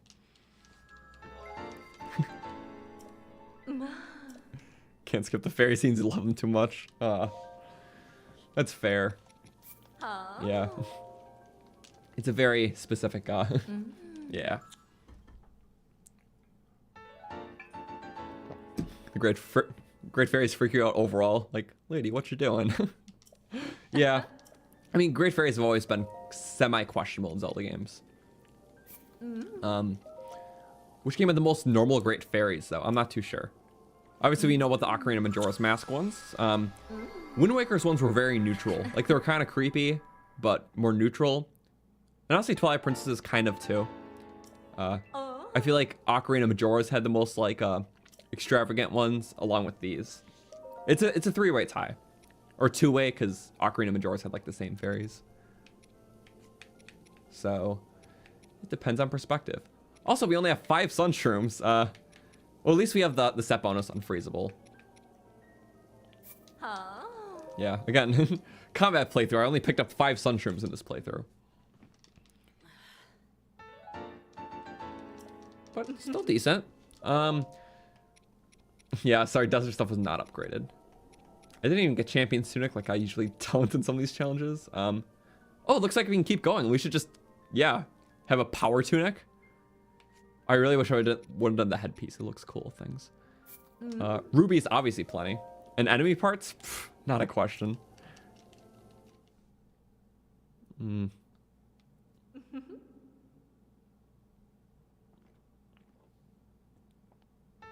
we go. Okay. Well, 36 defense then on that set, which is pretty nice. I don't want to be here forever. We just haven't done this in a while. For the hell of it, should we just upgrade these by 1? It uses all of our star fragments, but I'm not really going to use them, so why not? Let's do these 2 and then upgrade the Fierce Deity pants. And then we'll be on our way. Yeah, just in case we decide to put them on, get a couple more. Star fragments for level 1, yeah. The Amiibo stuff is very expensive. And you're going to have to grind a lot of star fragments if you actually focus on Amiibo armors. Which is kind of the part, because, I mean, grinding star fragments isn't too fun along with dragon parts. But it's got to be done. I use my ferocious scale for that. Can I do any more with that? Yeah. Okay, so for this set, it's going to require dragon parts of each type, and that's a lot. There's only 1 of each, and then Hinox stuff. They're very odd requirements for Amiibo stuff, usually grindier. But I guess if you have that stuff, you also have Amiibos where it gives you help in other ways. Yeah. Okay. Fire stuff is... We're almost done with Elden, actually. Not too worried. Okay, we have Unfreezable. That's going to help out a lot, along with extra defense. Amiibo sets have bonuses. I think you can get Beam Up on all of them. Is that correct? Someone has to correct me. But I'm pretty sure the Master Sword Beam Up buff that you got in the Hero of the Wild set also is with the Amiibo armors at level 2. Mind you, it's a very weak buff. It just increases Master Sword Beam damage by 50%. Because Master Sword Beams usually don't get increased with attack up, but that buff does. But it's like the difference of doing 20 damage and 30, so...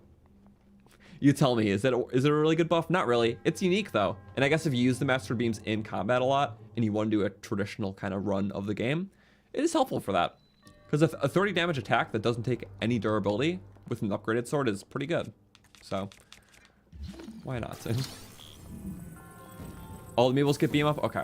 That's what I thought. I just didn't want to over say, and then I was wrong. And then also for Fierce Deity, same buff as the Barbarian with the charge attack stamina reduction.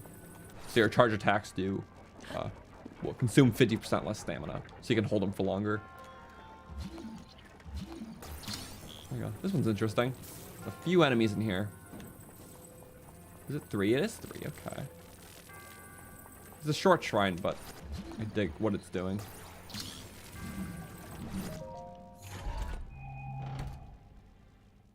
Ancient core, cool. And let's just have some fun with this. Boink. Flip them up while they're stunned. You know, why not?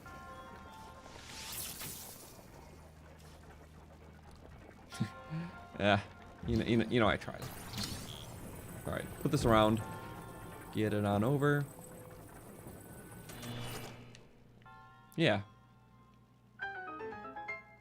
Is it out? Oh. It's struggling. Yeah, it definitely was. Okay. Bye-bye. Now with this, it's very important that you don't just carry it, because that could be you. Just a little less fatal, because, you know, we're not in danger in water. We may not be Zora, but we can always swim. Yay, humans. That's a pretty good chest. I mean, it's not even very hidden. Like, if you're taking it through the normal way, you're probably going to see that.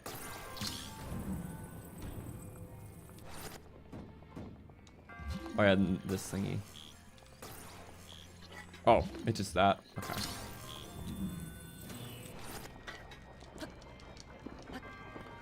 Oh, right, it activates this, right? Or is that option? Oh, you need the cog. That's right. I'm like, it's in there. I forgot about this part.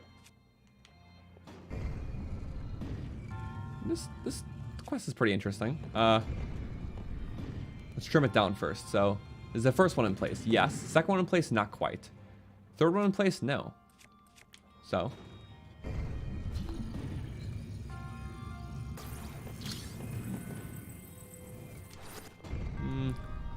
Let's see how this fares it. Okay. We're just gonna let one pass, because that one has to be more in place. So if we stasis that one, and then let gravity work on that, and then kind of put in the key. Yep, just like that. Oh, well, just let the timer. There we go. It's a pretty neat puzzle. Also, I'm just gonna knock off the 3 in the enemy count, because we are in that. Do not fall off gear. I don't actually know what happens. It probably just respawns. Oh, never mind. It's not a pet. That's right. We'll just have to climb up the ladder.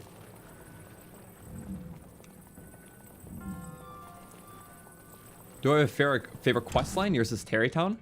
Terrytown's a really cute one. I like it. I wouldn't say it's my favorite because, you know, it's fun. It's very charming, but it's just a matter of going back and forth. So gameplay-wise, not that exciting, but it does have a lot of soul to it. So I do appreciate it for that. I really do like the Kakariko one, where you have to do the little like detective work around the town to figure out who stole the heirloom. That's really cool. Let's see. I feel like there's one really cool one that I'm forgetting. Eventide's also just a great one. It's not really a quest, but in terms of just like an actual quest, verbatim, I do like Eventide a lot. It really takes you back to like how the beginning of the game was. Just starting out with nothing, just using your wits. And eventually, we got Trial of the Sword, which is like an expanded version.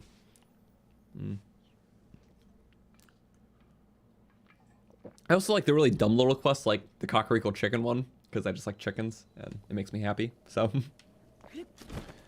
Yeah, so that's a fun one. Wobbler's Nest, just finding the little guys around is cool. I also just appreciate like any of the riddles. I feel like the riddle quests are always fun. But yeah, lose some of their muster on a second or more playthrough, because you know how to solve the riddle. So, or the deer shrine, yeah. But okay, that's what we need to do here. I hate to do this again, but these guys are invincible, I promise. The rushroom one from a comedic standpoint, where you literally have to just get 55 rushrooms. That's a funny.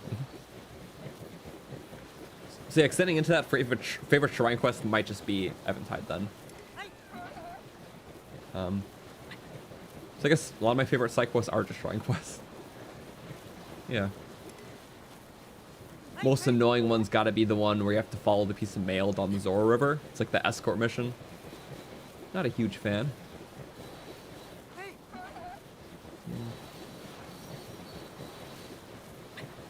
Yeah, I feel like there's like little bits of content that I don't really play a lot in this game that I kind of forget about.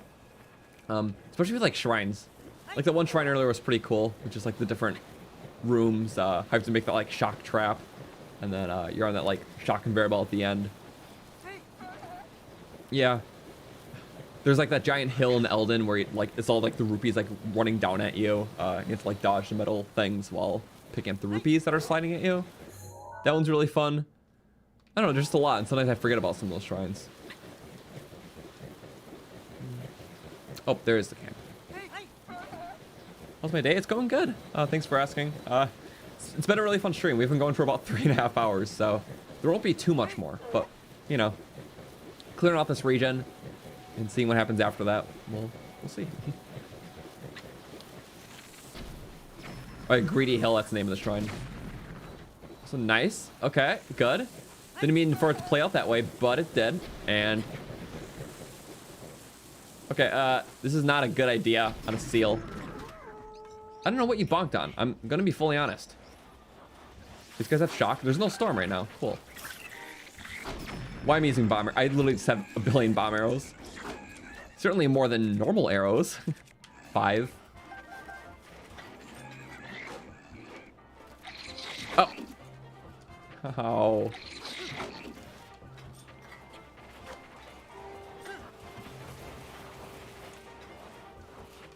Okay. There's a monster chest reward. It's one of the hardest camps in the game. It's like mirrored to the other one. Besides like the arrow type that they have, but pretty mirrored. Okay. But now let's actually try with that barbarian stuff, because we have it, and very good defense. I think these legs are still better. They are. 40 defense? Better than 24. Let's just chug a couple meals, so we don't die from heat. All right. Give it our all. Oh, damn it. I was trying. There we go. Bat him around. When the next guy comes, we'll have our spin attack done. That's fine. Like 1 or 2. You were still going? I underestimated you, Bokoblin. I can't see, so I'm kind of in a pickle. Sure. I'm gonna give you a couple. Cancel the combo. Like that. Oh, no. Damn it. It just barely didn't reach.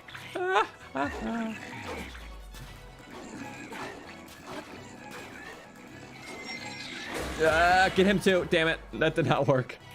It's been a little rough. Oh, and okay, sure. Do not flurry. Okay, that's fine.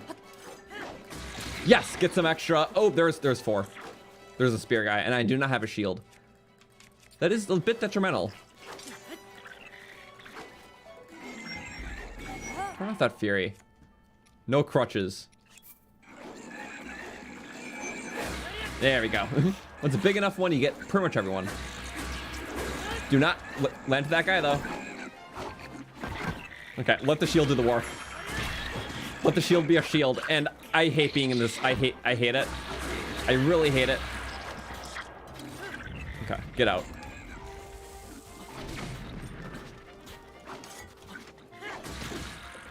We're gonna cower. Oh, not the spear guy. What? Are you kidding me? No, stop putting me in the wall. Stop it. What is this room, man? I can't even keep up. Okay, I know he's gonna hit, but I'm gonna hit first. Yep, screw you. So done with you, Bokoblin. Okay. Burn, yeah, sure, okay. Burn, burn, burn, burn, burn, burn, burn. You keep up with all that burn? He's still dying. It's still, oh, no, no, it's not. Bye-bye. Wow, I was really destroyed. Okay, that's another 20 enemies. Or 10 enemies. Yeah, let's just mark off 20. That was like 20 enemies worth of work. Yep, was not prepared. A lot of silver. Bokoblin skill issued. After I did. Before.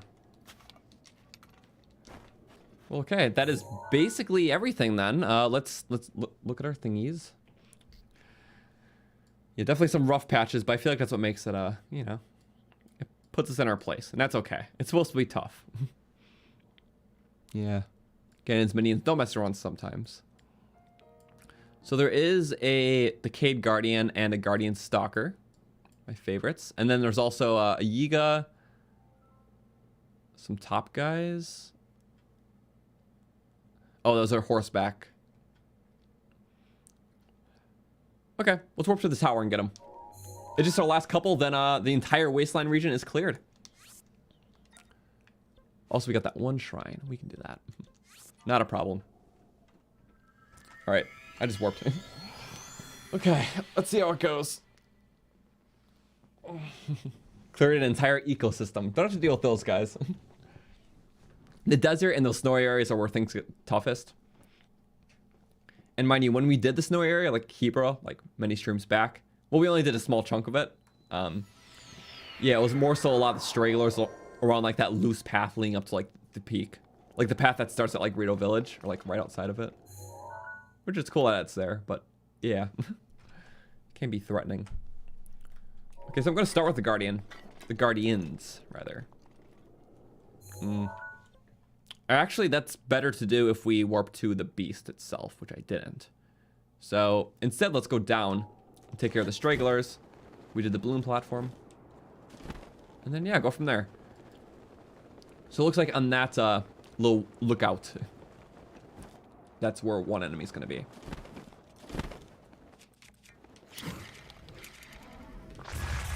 Awesome wind bomb. That's actually what I needed. Cool. Thank you. Hey, Quimbobin, welcome. You made it in time today. Awesome. Before we ended. Yeah, we've been kind of going off mainly just on the desert. There's kind of a weird area at the Icehouse. We found that, like, during that quest, we have to, like, transport the ice from the Icehouse to Gerudo Town.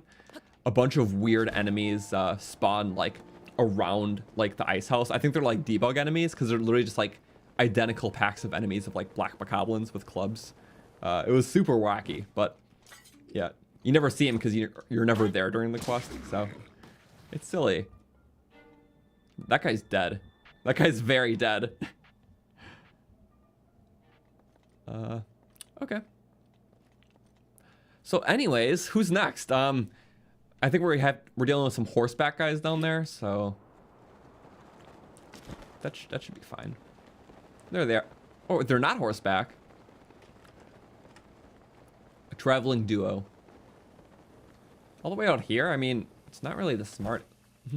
They're eating rocks. Okay, yeah, they're the dummies. Other guys around here use horses. And, yeah. None the wiser. The mushroom just plucks itself. Bye-bye. I was hoping for the head. I should have gone for the head. Oh, well. Oh, Yiga. That's not the Yiga I was hoping for. Duplex bow. I could use a duplex. You're just gonna get blown up at. Oh. Fine.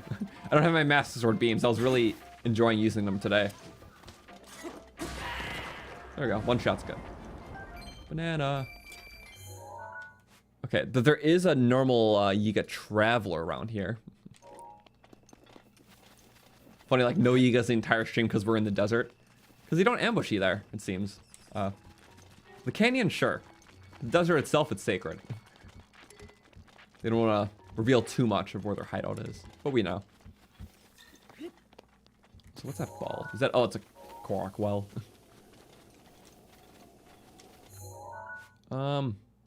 Oh, you're by the tree, aren't you? I feel like I never... Yeah. I feel like whenever I'm here, I'm just darting past, kinda. I'm refusing? Yeah, sorry. I am a fool. Join Master Koga. So you're telling me there is something down in the pit. There we go. Damaging parry. Not or just parry without the coolness. And all the rupees just fell right on my face. That's cool. I'll take it for the cool factor. Yeah. Again, cool's cool. Stats of the stream, 161 enemies have been slain tonight. Not bad. I mean, this has been pretty tough. I wasn't aiming for a super huge number tonight. But definitely not the worst. Yeah, here and then some of the cold areas can really be tough. And plus, none of these have been octo platforms, which will really help with the counts a lot. Not a single octo platform has been slayed today. So sorry, Fire Wolf. Wolves. Meat's good, considering we're losing a lot of life. Demon cars are so rad. They are. I love them. Okay, how many was that? That was 1, 2, 3, 4. 4 enemies. Some of the shrine and then a talus.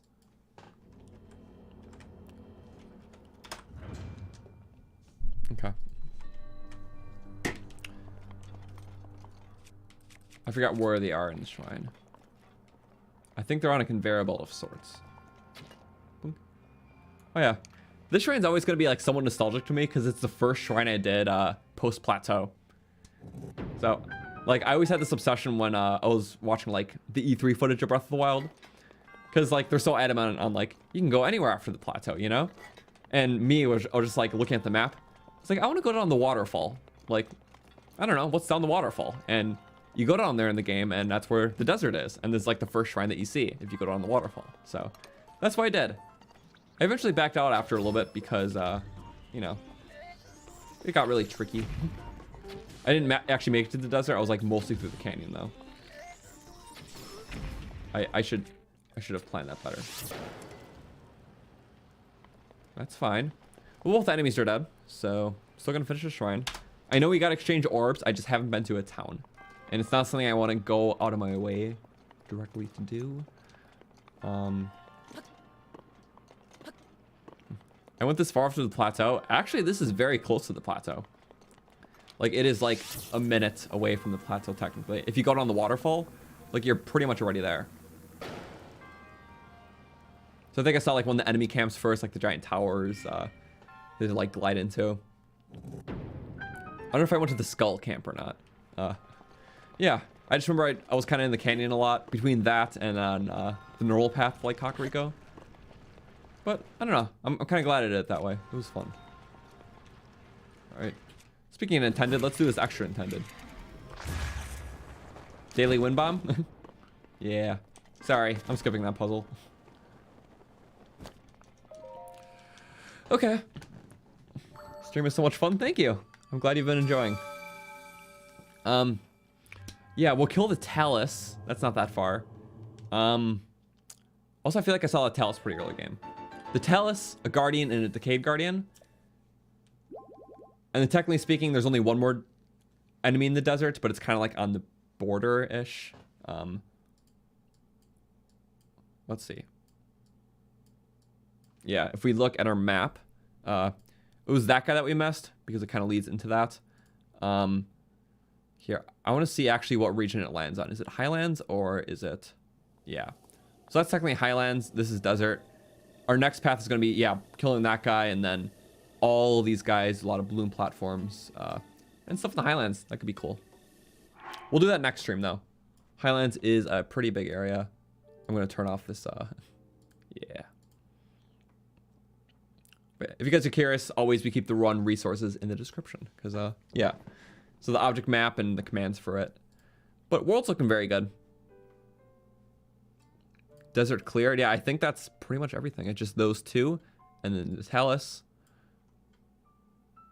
I'm going to mark it off. Okay. So let's do it. I know we can.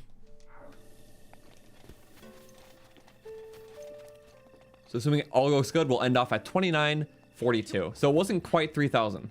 I apologize, but this was a meaty area. And I don't think we'll be able to get, 60 kills very fast. But yeah, Highlands will be fun. Since there's a lot of snow stuff to tackle in the game, that's important. Also, making it a jungle stream will be awesome. There's going to be a lot of areas where the count just skyrockets because, there's a lot of weak stuff. And the more of those octo platforms, the faster it goes, too. Oh, what are you? Are you a trap or a... You better not be a trap because someone would easily fly off the edge then. Oh, yucky. That's a trap. Long throw. Never appreciated. Also, this is technically not... Oh, this is technically Highlands. Well, that I didn't know. Are we still going to kill it? Yeah, because we're here. It's like, why not? Okay. You're there. Then we can kill the two Guardians.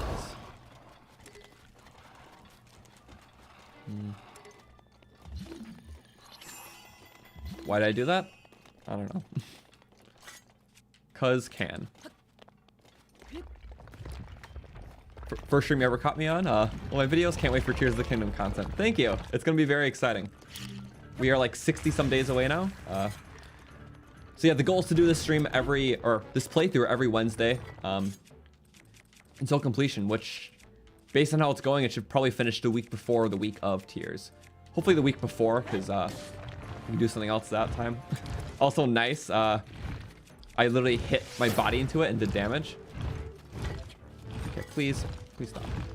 There we go. That's much better. Oh, wait. I really don't like that. It's not very fun when they're on the side like that. When I have a spear, it's amazingly fun, but fine. I know it's shock spear, but these things have insane durability. I don't care about the shock part, it won't do anything more. There we go. Jump attack to confuse him, maybe. There we go. Luckily for me, he was being a little dumb. Telses are annoying in general. Especially when the thing's on the back. It can be easy if you have a good spear, just do it from the ground. Otherwise, not always so convenient. Alright. Yeah. Well, the stream will wrap up as soon as we kill these last two. It's been very fun, though, so thank you for being a part of this, We'll do a lot more regions. Our first clear out was the Great Plateau after the one-hit trials. Then we did Akkala, then we did Lanayru. Now this. Mind you, we did a whole bunch before that, obviously. It was more just loose around the world. As soon as we finished all the main content in DLC, that's when we started doing, the clearouts. So, although we had progress in a lot of regions, we're actually finishing them one by one now. So yeah, it'll be cool to see. We're actually taking down the world chunk by chunk. And yeah, well, I've been really digging this. Awesome closure to Breath of the Wild. Sorry, let me see where I need to go here. It looks like it's on this mesa. Is it a mesa? Mesa? Mesa. Okay. If I'm wrong, it's okay.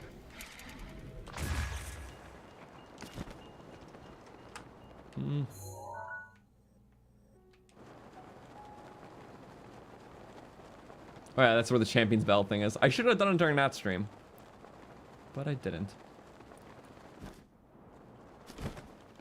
Mesa. It's Mesa. Okay.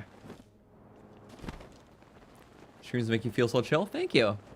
No, I really appreciate it, guys. Like, it is so nice just being able to, be here, play this game, talk about it, do silly stuff, and yeah. This game always kind of has just a positive energy to it too, which I appreciate.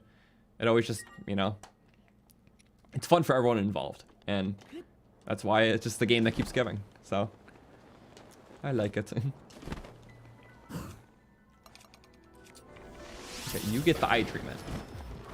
Oh, wow, that did some damage. I don't want that damage to be reflected in me right away. We still have the Guardian Sword. Awesome. Okay, probably not a good idea. Yeah, it was an awful idea. It was an awful idea. I need my shield to parry. I need my shield to parry. Not quite a parry. That was better. Not even close. Let's take care of the threat.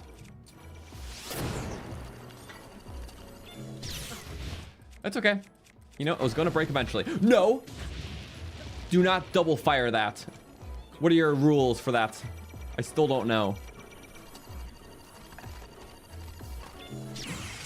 Okay. Directly in the eye. I know why I missed it the first time. It's because we were moving. I get it. My bad.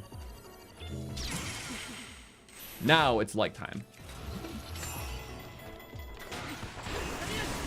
Yes. Even with the weak sword, it's still good against the legs.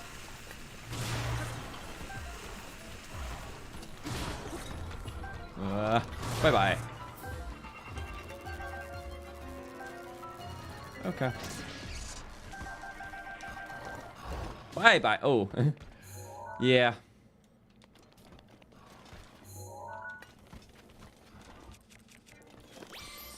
Okay. Croton forgetting healing exists for the 15th time. Well, I mean, you know, we have Mifa's Grace to do it. I don't want to scarf down all my apples.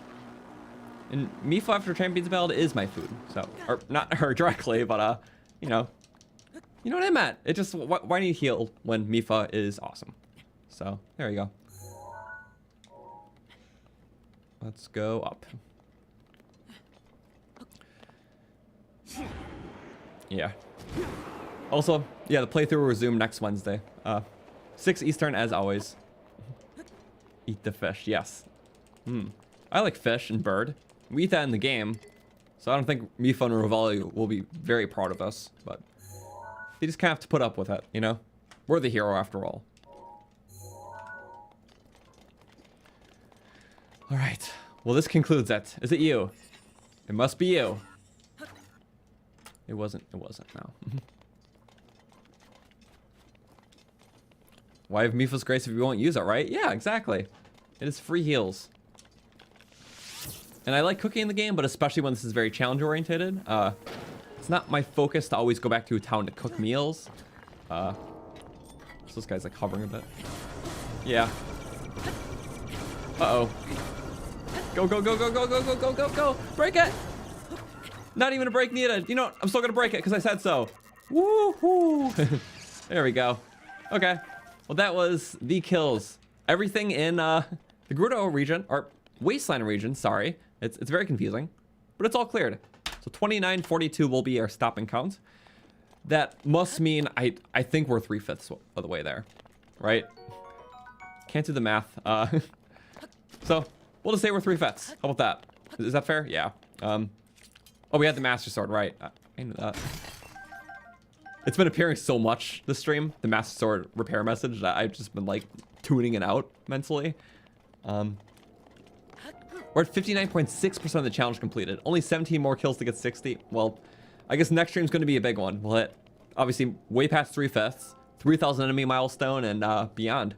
The cold area is going to be pretty interesting, but we are decently prepared this time. So we actually have good armor, which is why we haven't been getting smacked in one hit. A lot of silver, gold Lizalfos. So in this stream, we already fought a lot of the different types, but specifically, those Lizalfos are very rampant in the cold areas. And the Highlands, some of the hardest Lizal camps in the game. Or camps in general are in the Highlands. There's a couple of them. But that'll be a next stream endeavor. Well, technically speaking, I know I'm saying all in the Wastelands cleared. There's technically that one that's... oh wait, no, technically it's not in... It's like right on the border. 1 second. It's like half in Highlands, half not. So here, block that off. Yeah. See how that is? Okay, I guess that's very much so a little bit in the Wasteland region, and there's some up here. but we're calling him a Total Wasteland. It's fine. It's fine. Because there's no point in going here just to go there and be like, okay, we're done. Yeah. Let's save right here. Thank you guys so much for watching. It was a really fun time. We have links in the description for other things if you want to check out. Before the next thing, there's going to be a video this Friday, and then next thing after that is going to be next Wednesday's stream. So yeah, thank you again. It was really great. Okay. I'm going to get some sleep because I actually have been up for a very long time today. So hopefully you guys sleep well or have a good day, night, whatever your time zone is. If you're watching Nevada, hello. Hope you have a good rest of your whatever time of day it is. So yeah, thanks again. It was really great, and I hope to see you all next time. So have a good one.